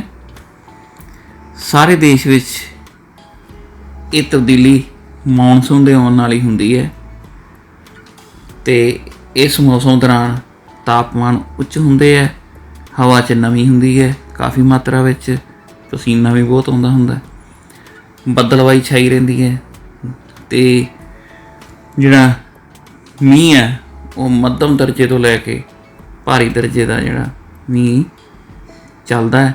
ਇਸ ਦੇ ਨਾਲ ਹੀ ਸਤ੍ਹਾ ਦੇ ਨਾਲ ਚੱਲਣ ਵਾਲੀਆਂ ਹਵਾਵਾਂ ਵੀ ਇਸ ਰੁੱਤ ਦੀ ਵਿਸ਼ੇਸ਼ਤਾ ਹੁੰਦੀ ਹੈ। ਮੌਨਸੂਨ ਪੌਣਾ ਦਾ ਪ੍ਰਭਾਵ ਮੌਸਮ 'ਤੇ ਹਰ ਥਾਂ 'ਤੇ ਵੱਖੋ ਵੱਖਰਾ ਹੁੰਦਾ। ਕਈ ਥਾਵਾਂ 'ਤੇ ਤਾਂ ਥੋੜ੍ਹੀ ਜਿਹੀ ਘੱਟ ਜਾਂ ਥੋੜ੍ਹੀ ਜਿਹੀ ਵੱਧ ਵਰਖਾ ਹੁੰਦੀ ਹੈ ਅਤੇ ਕਈ ਥਾਵਾਂ 'ਤੇ ਜਿੱਥੇ ਅਰਧ ਮਾਰੂਥਲੀ ਇਲਾਕੇ ਹੁੰਦੇ ਹੈ ਉਹ ਹਰਿਆਵਲ ਭਰੇ ਮੈਦਾਨਾਂ ਵਿੱਚ ਬਦਲ ਜਾਂਦੇ ਹੈ, ਜਿੱਥੇ ਹਰ ਤਰ੍ਹਾਂ ਦੇ ਪੌਦੇ ਅਤੇ ਫਸਲਾਂ ਉੱਗ ਖੜ੍ਹੀਆਂ ਹੁੰਦੀਆਂ, ਹਰਿਆਲੀ ਛਾ ਜਾਂਦੀ ਹੈ। ਨਵੀਂ ਨਾਲ ਭਰਪੂਰ ਇਹ ਹਵਾਵਾਂ ਜਦੋਂ ਭਾਰਤੀ ਪ੍ਰਾਇਦੀਪ ਦੇ ਦੱਖਣੀ ਸਿਰੇ 'ਤੇ ਪਹੁੰਚਦੀਆਂ ਤਾਂ ਇਸ ਦੀ ਭੂਗੋਲਿਕ ਬਣਤਰ ਕਰਕੇ ਇਹ ਦੋ ਹਿੱਸਿਆਂ 'ਚ ਵੰਡੀਆਂ ਜਾਂਦੀਆਂ, ਇੱਕ ਅਰਬ ਸਾਗਰ ਦੀ ਬ੍ਰਾਂਚ ਅਤੇ ਦੂਸਰੀ ਬੰਗਾਲ ਦੀ ਖਾੜੀ ਦੀ ਬ੍ਰਾਂਚ। ਬੇਟਾ, ਜਦੋਂ ਆਪਾਂ ਨਕਸ਼ੇ 'ਤੇ ਮੌਨਸੂਨ ਪੌਣਾ ਦਿਖਾ ਰਹੇ ਹੁੰਦੇ ਆ ਉਦੋਂ ਉਹਨਾਂ ਦੀ ਗਤੀ ਇਸ ਤਰ੍ਹਾਂ ਦਿਖਾਈ ਦੇ ਰਹੀ ਹੁੰਦੀ ਹੈ ਵੀ ਜਿਵੇਂ ਇਹ ਬੰਗਾਲ ਦੀ ਖਾੜੀ ਤੋਂ ਉੱਠ ਕੇ ਅਤੇ ਸੰਪੂਰਨ ਭਾਰਤ 'ਤੇ ਫੈਲਦੀਆਂ, ਪਰ ਅਸਲ ਵਿੱਚ ਬੇਟਾ ਇਹ ਅਰਬ ਸਾਗਰ ਦੀ ਬ੍ਰਾਂਚ ਹੁੰਦੀ ਹੈ, ਜਿਹੜੀ ਕਿ ਸਭ ਤੋਂ ਪਹਿਲਾਂ ਆਪਣੇ ਦੱਖਣੀ ਭਾਰਤ ਦੇ ਰਾਜ ਕੇਰਲ ਦੇ ਤੱਟ ਨਾਲ ਟਕਰਾਉਂਦੀ ਹੈ। ਯਾਨੀ ਦੱਖਣ ਪੱਛਮੀ ਮਾਨਸੂਨ ਸਭ ਤੋਂ ਪਹਿਲਾਂ ਕੇਰਲ ਦੇ ਤੱਟ ਨਾਲ ਟਕਰਾਉਂਦੀ ਹੈ ਅਤੇ ਫਿਰ ਉੱਥੋਂ ਇਹ ਬ੍ਰਾਂਚ ਤੁਰਦੀ ਹੈ ਪੱਛਮੀ ਘਾਟ ਦੇ ਨਾਲ ਅਤੇ ਤੱਟੀ ਏਰੀਆ ਦੇ ਨਾਲ ਮੀਂਹ ਪਾਉਂਦੀ ਹੋਈ, ਤੱਟਵਰਤੀ ਏਰੀਏ 'ਤੇ ਮੀਂਹ ਪਾਉਂਦੀ ਹੋਈ ਕੋਂਕਣ ਗੋਆ ਵੱਲ ਤੁਰ ਪੈਂਦੀ ਹੈ ਅਤੇ ਪੱਛਮੀ ਘਾਟ ਦੇ ਪੱਛਮ ਵੱਲ ਹੀ ਇਹ ਅੱਗੇ ਵੱਧਦੀ ਹੈ। ਪੱਛਮੀ ਘਾਟ ਜਿਹੜੇ ਆ ਉਹੀ ਜ਼ਿਆਦਾ ਮੀਂਹ ਇਸ ਤੋਂ ਹਾਸਲ ਕਰਦੇ ਆ ਦੱਖਣ ਪੱਛਮੀ ਮਾਨਸੂਨ ਤੋਂ। ਸਭ ਤੋਂ ਪਹਿਲਾਂ ਪੂਰਬੀ ਘਾਟਾਂ ਤੱਕ ਤਾਂ ਇਹਨਾਂ ਦਾ ਜ਼ਿਆਦਾ ਅਸਰ ਦਿਖਾਈ ਨਹੀਂ ਦਿੰਦਾ, ਕਿਉਂਕਿ ਪੱਛਮੀ ਘਾਟ ਇਹ ਪਾਰ ਕਰਕੇ ਪੂਰਬੀ ਘਾਟ 'ਤੇ ਪਹੁੰਚ ਹੀ ਨਹੀਂ ਪਾਉਂਦੀਆਂ। ਅਰਬ ਸਾਗਰ ਦੀ ਜਿਹੜੀ ਬ੍ਰਾਂਚ ਹੁੰਦੀ ਹੈ ਇਹ ਨਹੀਂ ਪਹੁੰਚ ਪਾਉਂਦੀ। ਦੱਖਣ ਪੱਛਮੀ ਮਾਨਸੂਨ ਦੀ ਬੰਗਾਲ ਦੀ ਖਾੜੀ ਦੀ ਬ੍ਰਾਂਚ ਉਹ ਬੰਗਾਲ ਦੀ ਖਾੜੀ ਤੋਂ ਬਹੁਤ ਸਾਰੀ ਨਮੀ ਲੈ ਕੇ ਸ਼ੁਰੂ ਹੁੰਦੀ ਹੈ ਅਤੇ ਉੱਤਰ ਪੂਰਬੀ ਭਾਰਤ ਅਤੇ ਬੰਗਾਲ ਵਿਖੇ ਪਹੁੰਚਦੀ ਹੈ। ਪੂਰਬੀ ਹਿਮਾਲਿਆ ਵਿੱਚ ਇਹਨਾਂ ਪੌਣਾਂ ਨਾਲ ਬਹੁਤ ਜ਼ਿਆਦਾ ਮੀਂਹ ਪੈਂਦਾ ਹੈ। ਮੇਘਾਲਿਆ ਦੀ ਖਾਸੀ ਪਹਾੜੀਆਂ ਜਿਹੜੀਆਂ ਮੇਘਾਲਿਆ ਦੀਆਂ, ਉੱਥੋਂ ਦੀ ਦੱਖਣੀ ਢਲਾਨਾਂ 'ਚ ਇੱਕ ਜਗ੍ਹਾ ਸਥਿਤ ਹੈ ਮੌਸਿਨ ਰਮ। ਯਾਦ ਰੱਖਣਾ ਬੇਟਾ, ਮੌਸਿਨ ਰਮ ਇੱਥੇ ਇੱਕ ਦਿਨ ਵਿੱਚ 1221 ਸੈਂਟੀਮੀਟਰ ਤੋਂ ਵੀ ਵੱਧ ਵਰਖਾ ਰਿਕਾਰਡ ਕੀਤੀ ਗਈ ਹੈ ਅਤੇ ਇਸ ਲਈ ਇਸ ਨੂੰ ਸਭ ਤੋਂ ਵੱਧ ਵਰਖਾ ਵਾਲਾ ਖੇਤਰ ਮੰਨਿਆ ਜਾਂਦਾ ਹੈ। ਦੁਨੀਆ ਦਾ ਹੀ ਸਭ ਤੋਂ ਵੱਧ ਖੇਤਰ ਇਹ ਮੰਨਿਆ ਜਾਂਦਾ ਹੈ। ਇਸ ਦੇ ਨਾਲ ਹੀ ਇੱਕ ਹੋਰ ਜਗ੍ਹਾ ਹੈ ਕੁਝ ਕਿਲੋਮੀਟਰ ਦੂਰ, ਚਿਰਾਪੂੰਜੀ। ਸਭ ਤੋਂ ਪਹਿਲਾਂ ਇਹ ਰਿਕਾਰਡ ਹੋਲਡਰ ਸੀ। ਇੱਥੇ ਇੱਕ ਦਿਨ ਵਿੱਚ 1102 ਸੈਂਟੀਮੀਟਰ ਮੀਂਹ ਪਿਆ ਸੀ। ਪੂਰਬੀ ਹਿਮਾਲਿਆ ਵਿੱਚ ਮੌਨਸੂਨ ਪੌਣਾ ਵਰਦੀਆਂ ਹੋਈਆਂ, ਫਿਰ ਇਹ ਪੱਛਮ ਵੱਲ ਵੱਧਦੀਆਂ ਅਤੇ ਭਾਰਤ ਦੇ ਗੰਗਾ ਦੇ ਮੈਦਾਨਾਂ ਦੇ ਉੱਤੋਂ ਦੀ ਲੰਘਦੀਆਂ ਹੋਈਆਂ ਇੱਕ ਸਟੇਟ ਤੋਂ ਲਗਭਗ 1-2 ਹਫ਼ਤੇ ਲਗਾਉਂਦੀਆਂ ਅੱਗੇ ਵਧਣ ਲਈ ਅਤੇ ਹੌਲੀ ਹੌਲੀ ਸਾਰੇ ਭਾਰਤ ਨੂੰ ਕਵਰ ਕਰ ਲੈਂਦੀਆਂ। 1 ਜੂਨ ਦੀ ਤਰੀਕ ਜਿਹੜੀ ਹੈ ਉਹ ਭਾਰਤ ਵਿੱਚ ਮੰਨੀ ਜਾਂਦੀ ਹੈ ਵੀ ਮੌਨਸੂਨ ਪੌਣਾ ਦਾ ਆਗਮਨ ਹੁੰਦਾ ਹੈ 1 ਜੂਨ ਨੂੰ। ਜਿਵੇਂ ਹੀ ਇਹ 1 ਜੂਨ ਨੂੰ ਕੇਰਲਾ ਵਿਖੇ ਪਹੁੰਚਦੀਆਂ ਦੱਖਣ ਪੱਛਮੀ ਮਾਨਸੂਨ ਪੌਣਾ ਅਤੇ ਹੌਲੀ ਹੌਲੀ ਅੱਗੇ ਵਧਣੀਆਂ ਸ਼ੁਰੂ ਹੋ ਜਾਂਦੀਆਂ। ਠੀਕ ਹੈ ਬੇਟਾ। ਸਤੰਬਰ ਦੇ ਅੱਧ ਤੋਂ ਲੈ ਕੇ ਨਵੰਬਰ ਤੱਕ ਇਹ ਮੁੜਦੀਆਂ ਰਹਿੰਦੀਆਂ ਵਾਪਸ ਨੂੰ, ਜਿੰਨਾ ਉਦੋਂ ਇਹਨਾਂ ਨੂੰ ਉੱਤਰ ਪੂਰਬੀ ਮਾਨਸੂਨ ਪੌਣਾ ਕਹਿੰਦੇ ਹੈ ਅਤੇ ਇਹ ਵੀ ਇੱਕ ਤਰ੍ਹਾਂ ਦੀ ਰੁੱਤ ਦਾ ਨਿਰਮਾਣ ਕਰਦੀਆਂ। ਇਸ ਦਾ ਵੇਰਵਾ ਮਾਨਸੂਨ ਪੌਣਾ ਵਾਲੇ ਚੈਪਟਰ ਵਿੱਚ ਤੁਹਾਨੂੰ ਦੇ ਦਿੱਤਾ ਗਿਆ। ਇਸ ਪਾਠ ਵਿੱਚ ਜਿਵੇਂ ਆਪਾਂ ਇੱਕ ਬੇਟਾ ਟਰਮ ਸਿੱਖੀ ਸੀ ਆਈਸੋਹਾਈਟਸ, ਵੀ ਸਮਵਰਖਾ ਵਾਲੇ ਖੇਤਰ ਦਿਖਾਉਣ ਵਾਲੀਆਂ ਰੇਖਾਵਾਂ ਜਿਹੜੀਆਂ ਨਕਸ਼ੇ 'ਤੇ ਖਿੱਚੀਆਂ ਜਾਂਦੀਆਂ ਉਹਨਾਂ ਨੂੰ ਕਹਿੰਦੇ ਆ। ਅਤੇ ਇਸੇ ਤਰ੍ਹਾਂ ਇੱਕ ਆਈਸੋਥਰਮ ਰੇਖਾ ਵੀ ਹੁੰਦੀ ਹੈ, ਸਮਤਾਪ ਰੇਖਾ। ਇਹ ਉਹ ਰੇਖਾ ਹੁੰਦੀ ਹੈ ਜਿਹੜੀ ਇੱਕੋ ਜਿਹੇ ਤਾਪਮਾਨ ਵਾਲੀਆਂ ਥਾਵਾਂ ਨੂੰ ਮਿਲਾਉਂਦੀ ਹੈ। ਸਮਝ ਗਏ ਨਾ। ਜਿਵੇਂ ਉਹ ਇੱਕੋ ਔਸਤ ਵਾਲੇ ਵਰਖਾ ਨੂੰ ਦਿਖਾਉਣ ਵਾਲੀ ਆਈਸੋਹਾਈਟ ਜਾਂ ਸਮਵਰਖਾ ਰੇਖਾ ਸੀਗੀ, ਇਸੇ ਤਰ੍ਹਾਂ ਇਹ ਸਮਤਾਪ ਰੇਖਾ ਜਿਹੜੀ ਹੈ ਇਹ ਉਹਨਾਂ ਇਲਾਕਿਆਂ ਨੂੰ ਦਿਖਾਉਂਦੀ ਹੈ ਨਕਸ਼ੇ ਉੱਪਰ ਜਿੱਥੇ ਇੱਕੋ ਜਿਹੇ ਤਾਪਮਾਨ ਹੁੰਦੇ ਹੈ। ਕਿਸੇ ਖਾਸ ਸਮੇਂ ਉੱਤੇ ਤਾਪਮਾਨ ਵੰਡ ਦਰਸਾਉਣ ਵਾਲੀਆਂ ਇਹ ਰੇਖਾਵਾਂ ਹੁੰਦੀਆਂ ਹਨ। ਕਿਹੜੀਆਂ ਰੇਖਾਵਾਂ? ਸਮਤਾਪ ਰੇਖਾਵਾਂ। ਯਾਦ ਰੱਖਿਓ ਬੇਟਾ ਆਈਸੋਥਰਮ। ਬੇਟਾ ਤੁਹਾਨੂੰ ਪਤਾ ਮੌਸਮ ਦਾ ਅਨੁਮਾਨ ਕਿਵੇਂ ਲਗਾਇਆ ਜਾਂਦਾ? ਆਪਾਂ ਰੋਜ਼ ਰੇਡੀਓ TV 'ਤੇ ਜਦੋਂ ਖਬਰਾਂ ਸੁਣਦੇ ਹਾਂ ਉੱਥੇ ਮੌਸਮ ਬਾਰੇ ਜਾਣਕਾਰੀ ਦਿੰਦੇ ਹੁੰਦੇ ਆ ਵੀ ਆਉਣ ਵਾਲੇ 24 ਘੰਟਿਆਂ ਵਿੱਚ। ਹੁਣ ਤਾਂ ਮੋਬਾਈਲ ਫੋਨਾਂ ਵਿੱਚ ਵੀ ਦੱਸ ਦਿੰਦੇ ਆ ਕਈ ਹਫ਼ਤੇ ਵੀ ਆਉਣ ਵਾਲੇ ਕਈ ਹਫ਼ਤਿਆਂ ਤੱਕ ਜਾਂ 1 ਹਫ਼ਤੇ ਤੱਕ ਮੌਸਮ ਕਿੱਦਾਂ ਦਾ ਰਹੂਗਾ, ਕਿਹੜੇ ਦਿਨ ਮੀਂਹ ਆਊਗਾ, ਕਿਹੜੇ ਦਿਨ ਧੁੱਪ ਨਿਕਲੂਗੀ। ਇਹ ਜਾਣਕਾਰੀ ਕਿੱਥੋਂ ਹਾਸਲ ਕਰਦੇ ਆ? ਇਹਦੇ ਲਈ ਬੇਟਾ ਕਈ ਯੰਤਰ ਵਰਤਦੇ ਆ। ਇਹਨਾਂ ਬਾਰੇ ਆਪਾਂ ਹੁਣ ਜਾਣਕਾਰੀ ਹਾਸਲ ਕਰਦੇ ਹਾਂ। ਕਿਹੜੇ ਯੰਤਰ ਵਰਤਦੇ ਆ ਮੌਸਮ ਵਿਗਿਆਨੀ ਮੌਸਮ ਦੀ ਭਵਿੱਖਬਾਣੀ ਕਰਨ ਵਾਸਤੇ?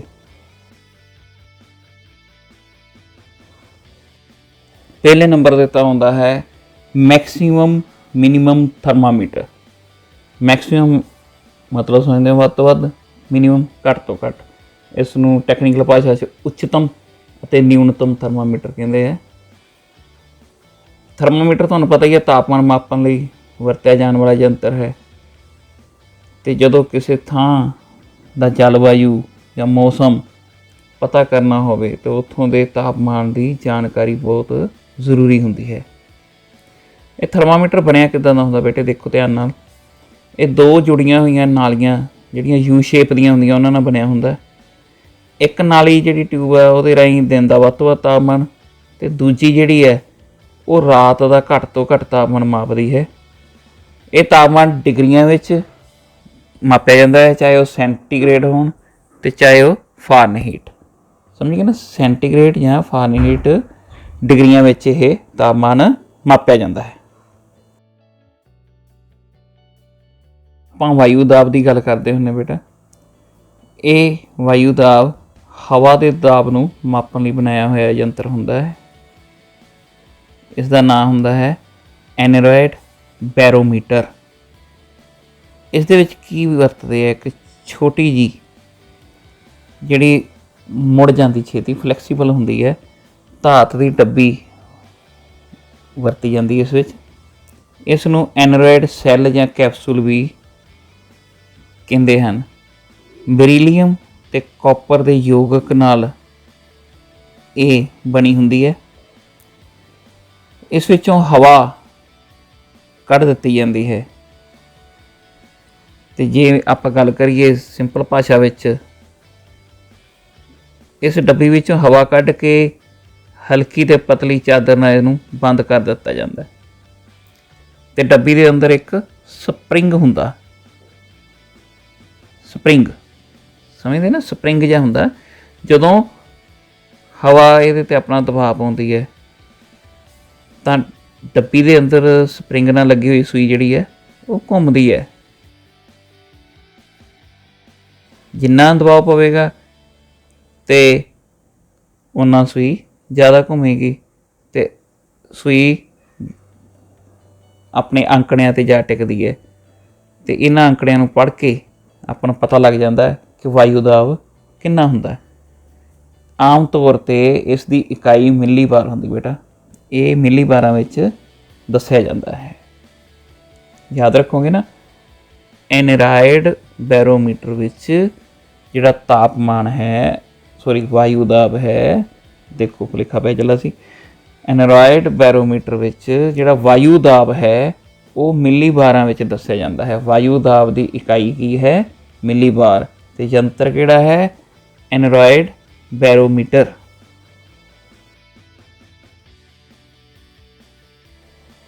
ਅਗਲਾ ਯੰਤਰ ਹੈ ਬੇਟੇ dry and wet bulb thermometer, Punjabi 'ਚ ਕਹਿ ਲਈਏ ਸੁੱਕੀ ਅਤੇ ਗਿੱਲੀ ਗੋਲੀ ਦਾ ਥਰਮਾਮੀਟਰ। ਇਹ ਕਿਉਂ ਵਰਤਿਆ ਜਾਂਦਾ ਹੈ? ਇਹ ਵਾਤਾਵਰਨ ਵਿੱਚ ਮੌਜੂਦ ਨਮੀ ਨੂੰ ਮਾਪਣ ਲਈ ਇਸ ਦੀ ਵਰਤੋਂ ਹੁੰਦੀ ਹੈ। ਇਸ ਥਰਮਾਮੀਟਰ ਦੇ ਇੱਕ ਪਾਸੇ ਗੋਲੀ ਲੱਗੀ ਹੁੰਦੀ ਹੈ ਜਿਹੜੀ ਕਿ ਕੱਪੜਾ ਲਪੇਟ ਕੇ, ਗਿੱਲਾ ਕੱਪੜਾ ਜਾਂ ਉਸ ਨੂੰ ਪਾਣੀ ਵਿੱਚ ਡੁਬੋ ਕੇ ਕਹਿ ਲਓ, ਅਤੇ ਗਿੱਲਾ ਰੱਖਿਆ ਜਾਂਦਾ ਹੈ ਉਸ ਨੂੰ, ਅਤੇ ਦੂਸਰਾ ਜਿਹੜਾ ਹੈ ਉਸ ਨੂੰ ਖੁਸ਼ਕ ਰੱਖਿਆ ਜਾਂਦਾ ਹੈ। ਹੁਣ ਜਦੋਂ ਗਿੱਲਾ ਪਾਸਾ ਜਿਹੜਾ ਹੈ ਉਹ ਤਾਪਮਾਨ ਦੇ ਵਿੱਚ ਗਿਰਾਵਟ ਲੈ ਕੇ ਆਉਂਦਾ ਹੈ ਅਤੇ ਸੁੱਕੇ ਵਾਲੇ ਪਾਸੇ ਗਿਰਾਵਟ ਨਹੀਂ ਆਉਂਦੀ, ਜਾਂ ਹਵਾ ਦੀ ਨਮੀ ਜਿਵੇਂ ਜਿਵੇਂ ਇਹਨਾਂ ਦੋਨਾਂ ਨੂੰ ਪ੍ਰਭਾਵਿਤ ਕਰਦੀ ਹੈ ਅਤੇ ਉਸ ਦਾ ਅੰਤਰ ਉਹ ਜਾਣ ਲਿਆ ਜਾਂਦਾ ਹੈ, ਜਿਸ ਨਾਲ ਹਵਾ ਦੇ ਵਿਚਲੀ ਨਮੀ ਦਾ ਪਤਾ ਲੱਗਦਾ ਹੈ। ਅੱਗੇ ਹੈ ਬੇਟਾ ਵਰਖਾ ਮਾਪਕ ਯੰਤਰ, ਜਿਹਨੂੰ ਇੰਗਲਿਸ਼ ਵਿੱਚ ਕਹਿੰਦੇ ਆ ਰੇਨ ਗੇਜ। ਸਾਦੀ ਭਾਸ਼ਾ ਵਿੱਚ ਤਾਂ ਕਹਿ ਲਓ ਵਰਖਾ 'ਚ ਭਾਂਡਾ ਰੱਖ ਦਿੱਤਾ ਜਾਂਦਾ, ਭਾਂਡੇ ਦੇ ਵਿੱਚ ਜਿੰਨਾ ਵੀ ਇਕੱਠਾ ਹੋ ਗਿਆ ਉਹਨੂੰ ਮਾਪ ਲਿਆ ਜਾਂਦਾ। ਪਰ ਟੈਕਨੀਕਲ ਭਾਸ਼ਾ 'ਚ ਇਹਨੂੰ ਆਪਾਂ ਦੇਖੀਏ ਵੀ ਇਸ ਬਰਤਨ ਦੀ ਵਰਤੋਂ ਕਿਸ ਤਰ੍ਹਾਂ ਹੁੰਦੀ ਹੈ, ਜਾਂ ਇਸ ਨੂੰ ਯੰਤਰ ਆਪਾਂ ਕਿਵੇਂ ਕਹਿੰਦੇ ਹਾਂ।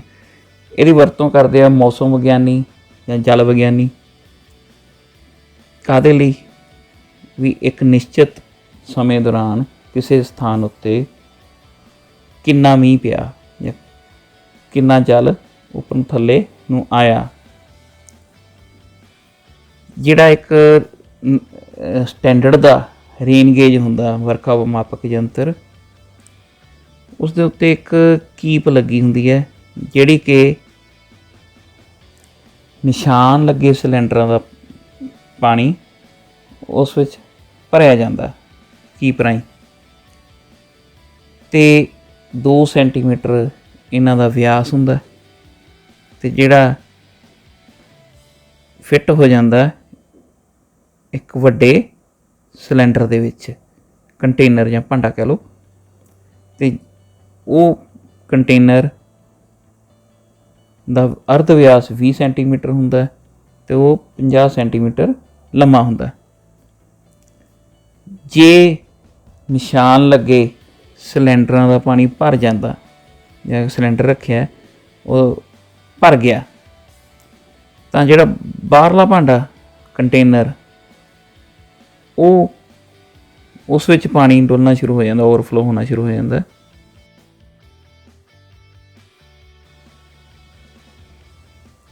ਅਤੇ ਜਦੋਂ ਮਾਪ ਲਏ ਜਾਂਦੇ ਹੈ ਅਤੇ ਛੋਟੇ ਨਿਸ਼ਾਨ ਲੱਗੇ ਸਿਲੰਡਰ ਦੀ ਮਾਪ ਲਿਆ ਜਾਂਦਾ ਹੈ, ਅਤੇ ਜਿਹੜਾ ਵੱਧ ਪਾਣੀ ਡੁੱਲ ਕੇ ਕੰਟੇਨਰ 'ਚ ਗਿਆ ਹੁੰਦਾ ਉਹਨੂੰ ਬੜੀ ਸਾਵਧਾਨੀ ਦੇ ਨਾਲ ਨਿਸ਼ਾਨ ਲੱਗੇ ਸਿਲੰਡਰ ਵਿੱਚ ਦੁਬਾਰਾ ਪਾ ਕੇ ਉਸਨੂੰ ਟੋਟਲ ਫਿਰ ਕਿੰਨਾ ਮੀਂਹ ਪਿਆ ਮਾਪ ਲਿਆ ਜਾਂਦਾ ਹੈ। ਅਤੇ ਕਈ ਵਾਰੀ ਕੋਈ ਇੱਕ ਕੋਣ ਮੀਟਰ ਹੁੰਦਾ, ਉਸ ਨੂੰ ਵੀ ਯੂਜ਼ ਕਰ ਲਿਆ ਜਾਂਦਾ ਹੈ ਤਾਂ ਕਿ ਲੀਕੇਜ ਨਾ ਹੋਵੇ, ਕਿਉਂਕਿ ਲੀਕੇਜ ਨਾਲ ਵੀ ਡਾਟੇ ਦੀ ਪੜ੍ਹਤ ਵਿੱਚ ਫਰਕ ਪੈ ਸਕਦਾ ਹੈ। ਇਹ ਜਿਹੀਆਂ ਥਾਵਾਂ ਜਿੱਥੇ ਮੀਟ੍ਰਿਕ ਸਿਸਟਮ ਦੀ ਵਰਤੋਂ ਹੁੰਦੀ ਹੈ ਮਾਪਣ ਲਈ, ਉੱਥੇ ਮਿਲੀਮੀਟਰਾਂ ਨਾਲ ਨਿਸ਼ਾਨ ਲਗਾਏ ਜਾਂਦੇ ਹੈ ਅਤੇ 250 ਮਿਲੀਮੀਟਰ ਤੱਕ ਇਹ ਸਿਲੰਡਰ ਖੜ੍ਹਵੇਂ ਤੌਰ 'ਤੇ ਮਾਪ ਸਕਦਾ ਹੁੰਦਾ ਹੈ। ਅਤੇ ਇੱਕ ਜਿਹੜਾ ਨਿਸ਼ਾਨ ਹੈ ਉਹ ਅੱਧੇ ਮਿਲੀਮੀਟਰ ਦਾ ਹੋ ਸਕਦਾ ਹੈ।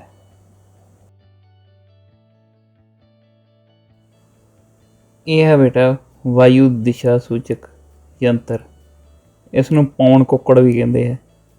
ਕਿਉਂਕਿ ਇਸ ਯੰਤਰ ਉੱਤੇ ਜਾਂ ਤਾਂ ਤੀਰ ਲੱਗਾ ਹੁੰਦਾ ਜਾਂ ਮੁਰਗੇ ਦੀ ਸ਼ਕਲ ਬਣੀ ਹੁੰਦੀ ਹੈ।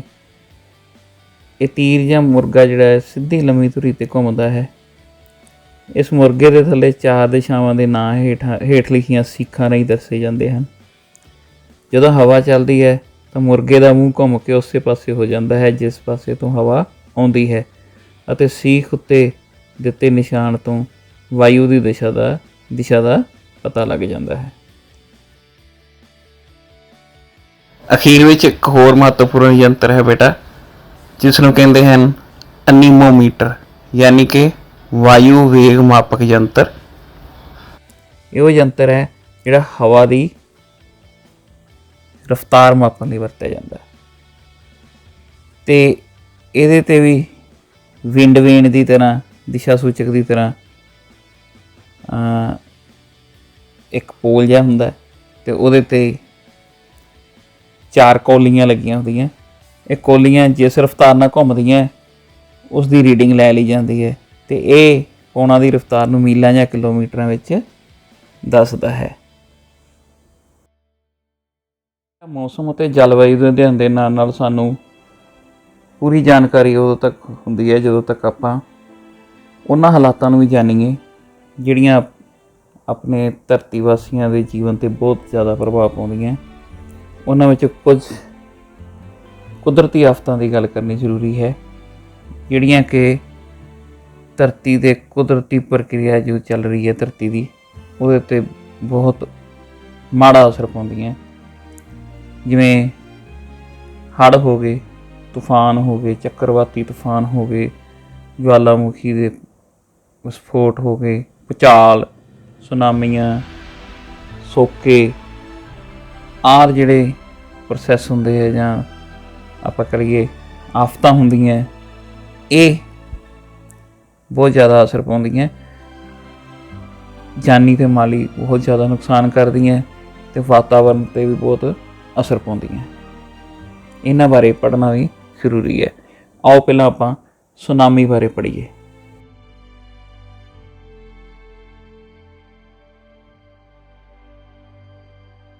ਇਹ ਜਿਹੜਾ ਸ਼ਬਦ ਸੁਨਾਮੀ ਹੈ ਟੀ ਤੋਂ ਸ਼ੁਰੂ ਹੁੰਦਾ ਅਤੇ ਟੀ ਸਾਇਲੈਂਟ ਹੁੰਦੀ ਹੈ। ਜਾਪਾਨੀ ਭਾਸ਼ਾ ਦਾ ਸ਼ਬਦ ਹੈ ਜਿਸ ਦਾ ਅਰਥ ਹੁੰਦਾ ਹੈ ਬੰਦਰਗਾਹ ਦੀ ਲਹਿਰ ਜਾਂ ਜਵਾਰੀ ਲਹਿਰ, ਜਾਂ ਇਸ ਨੂੰ ਆਪਾਂ ਭੂਚਾਲ ਨਾਲ ਰਿਲੇਟਡ ਸੀਜ਼ਮਿਕ ਸਮੁੰਦਰੀ ਲਹਿਰ ਵੀ ਕਹਿੰਦੇ ਨੇ, ਜਿਹੜੀ ਭੂ ਹਲਚਲ ਨਾਲ ਜੁੜੀ ਹੋਈ ਲਹਿਰ ਹੁੰਦੀ ਹੈ, ਸਮੁੰਦਰੀ ਲਹਿਰ। ਇਹ ਲਹਿਰਾਂ ਦੀ ਇੱਕ ਅਸਲ ਵਿੱਚ ਸ਼੍ਰਿੰਖਲਾ ਹੁੰਦੀ ਹੈ ਜਿਹੜੀ ਕਿਸੇ ਜਲ ਭੰਡਾਰ ਵਿੱਚ ਜਾਂ ਆਪਾਂ ਕਹੀਏ ਸਮੁੰਦਰ ਵਿੱਚ ਹੀ ਹੁੰਦੀ ਹੈ, ਪੈਦਾ ਹੁੰਦੀ ਹੈ। ਇਹ ਕਦੋਂ ਪੈਦਾ ਹੁੰਦੀ ਹੈ? ਜਦੋਂ ਇੱਕ ਜਗ੍ਹਾ ਦਾ ਜਲ ਉਹ ਵਿਸਥਾਪਿਤ ਹੋ ਕੇ ਦੂਸਰੀ ਜਗ੍ਹਾ 'ਤੇ ਚੱਲਣ ਲੱਗ ਜਾਂਦਾ। ਇਹਨਾਂ ਲਹਿਰਾਂ ਦੀ ਉਚਾਈ ਪੁੱਤ 10 ਤੋਂ 30 ਮੀਟਰ ਉੱਚੀ ਤੱਕ ਹੋ ਸਕਦੀ ਹੈ, ਅਤੇ ਤੁਹਾਨੂੰ ਪਤਾ ਇਹਨਾਂ ਦਾ ਜ਼ੋਰ ਕਿੰਨਾ ਹੁੰਦਾ, ਵੇਗ ਕਿੰਨਾ ਹੁੰਦਾ। ਕਈ ਵਾਰੀ ਇਹ 400 ਤੋਂ 1000 ਕਿਲੋਮੀਟਰ ਪਰ ਘੰਟੇ ਦੀ ਰਫ਼ਤਾਰ ਨਾਲ ਚੱਲਣ ਲੱਗ ਪੈਂਦੀਆਂ, ਅਤੇ ਜ਼ਿਆਦਾਤਰ ਕਾਰਨ ਭੂਚਾਲਾਂ ਅਤੇ ਜਿਹੜੇ ਹੁੰਦੇ ਆ ਜਵਾਲਾਮੁਖੀ ਵਿਸਫੋਟ, ਉਹ ਇਹਨਾਂ ਦਾ ਕਾਰਨ ਬਣਦੇ ਆ। 2004 ਦੀ ਦਸੰਬਰ 'ਚ ਬੇਟਾ ਇੱਕ ਬਹੁਤ ਹੀ ਵਿਨਾਸ਼ਕਾਰੀ ਸੁਨਾਮੀ ਲਹਿਰਾਂ ਦੀ ਸ਼੍ਰਿੰਖਲਾ ਸ਼ੁਰੂ ਹੋਈ ਸੀ, ਜਿਹਨੇ Indonesia, Malaysia, Thailand, Sri Lanka, Maldives ਅਤੇ ਬੰਗਲਾਦੇਸ਼ ਵਿੱਚ 3 ਲੱਖ ਤੋਂ ਵੀ ਵੱਧ ਲੋਕਾਂ ਨੂੰ ਪ੍ਰਭਾਵਿਤ ਕੀਤਾ ਸੀ ਜਾਂ ਜਾਨੋਂ ਮਾਰ ਦਿੱਤਾ ਸੀ। ਇੰਨਾ ਜਾਨੀ ਨੁਕਸਾਨ ਹੋਇਆ ਸੀ ਅਤੇ ਹਜ਼ਾਰਾਂ ਲੱਖਾਂ ਹੀ ਘਰ ਜਿਹੜੇ ਹੈ ਨਸ਼ਟ ਹੋ ਗਏ ਸੀ।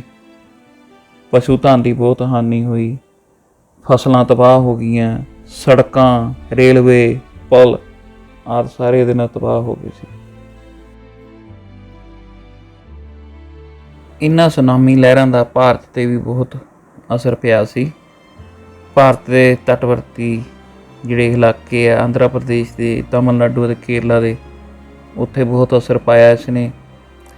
ਮਹਾਨਗਰ ਚੇਨਈ, ਇਸ ਦੇ ਨਾਲ ਹੀ ਪੁਡੂਚੇਰੀ, ਕੰਨਿਆ ਕੁਮਾਰੀ, ਇਹਨਾਂ 'ਤੇ ਬਹੁਤ ਜ਼ਿਆਦਾ ਅਸਰ ਪਿਆ, ਭੈੜਾ ਅਸਰ ਪਿਆ।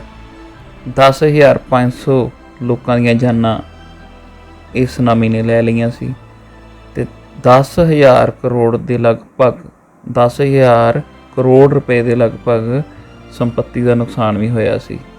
ਫਸਲਾਂ ਅਤੇ ਪਸ਼ੂ ਵੀ ਬਹੁਤ ਮਾਰੇ ਗਏ ਸਨ। ਹੁਣ ਤੁਸੀਂ ਅੰਦਾਜ਼ਾ ਲਗਾ ਹੀ ਲਿਆ ਹੋਣਾ ਬੱਚੋ ਵੀ ਸੁਨਾਮੀ ਦੇ ਕੀ ਪ੍ਰਭਾਵ ਪੈਂਦੇ ਹੈ। ਸਭ ਤੋਂ ਪਹਿਲਾਂ ਜਾਨੀ ਨੁਕਸਾਨ ਬਹੁਤ ਹੁੰਦਾ ਹੈ। 2004 ਵਿੱਚ 3 ਲੱਖ ਲੋਕ ਲਗਭਗ ਮਾਰੇ ਗਏ ਸਨ ਇਸ ਸੁਨਾਮੀ ਨਾਲ। ਦੂਸਰਾ, ਫਸਲਾਂ ਅਤੇ ਘਰੇਲੂ ਜਾਨਵਰਾਂ ਦੀ ਬਹੁਤ ਹਾਨੀ ਹੁੰਦੀ ਹੈ। ਇਹ ਸੁਨਾਮੀ ਨੇ ਲੱਖਾਂ ਜਾਨਵਰ,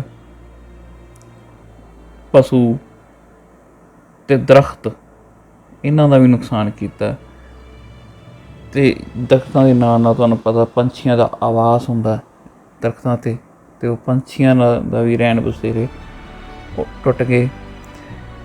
ਇਸ ਸੁਨਾਮੀ ਨੇ ਇਸ ਤੋਂ ਬਾਅਦ ਇੱਕ ਮਹਾਂਮਾਰੀ ਵੀ ਲੈ ਕੇ ਆਉਂਦੀ, ਜਿਹੜੀ ਕਿ ਪੋਸਟ ਡਿਜ਼ਾਸਟਰ ਪੀਰੀਅਡ ਦੌਰਾਨ ਆਉਂਦੀ ਹੈ। ਯਾਨੀ ਆਪਾਂ ਕਹਿ ਲਈਏ ਵੀ ਜਦੋਂ ਸੁਨਾਮੀ ਲੰਘ ਜਾਂਦੀ ਹੈ ਉਸ ਤੋਂ ਬਾਅਦ ਜਿਹੜੇ ਪ੍ਰਾਣੀ ਜਾਂ ਮਨੁੱਖ ਜਾਂ ਫਸਲਾਂ ਸੜਦੀਆਂ, ਉਹਨਾਂ ਦੇ ਸੜਨ ਨਾਲ ਵੀ ਬਿਮਾਰੀਆਂ ਫੈਲਦੀਆਂ, ਉਹ ਇੱਕ ਮਹਾਂਮਾਰੀ ਦਾ ਰੂਪ ਧਾਰਨ ਕਰ ਲੈਂਦੀਆਂ ਅਤੇ ਉਹਦੇ ਨਾਲ ਵੀ ਬਹੁਤ ਲੋਕ ਮਾਰੇ ਗਏ ਸਨ।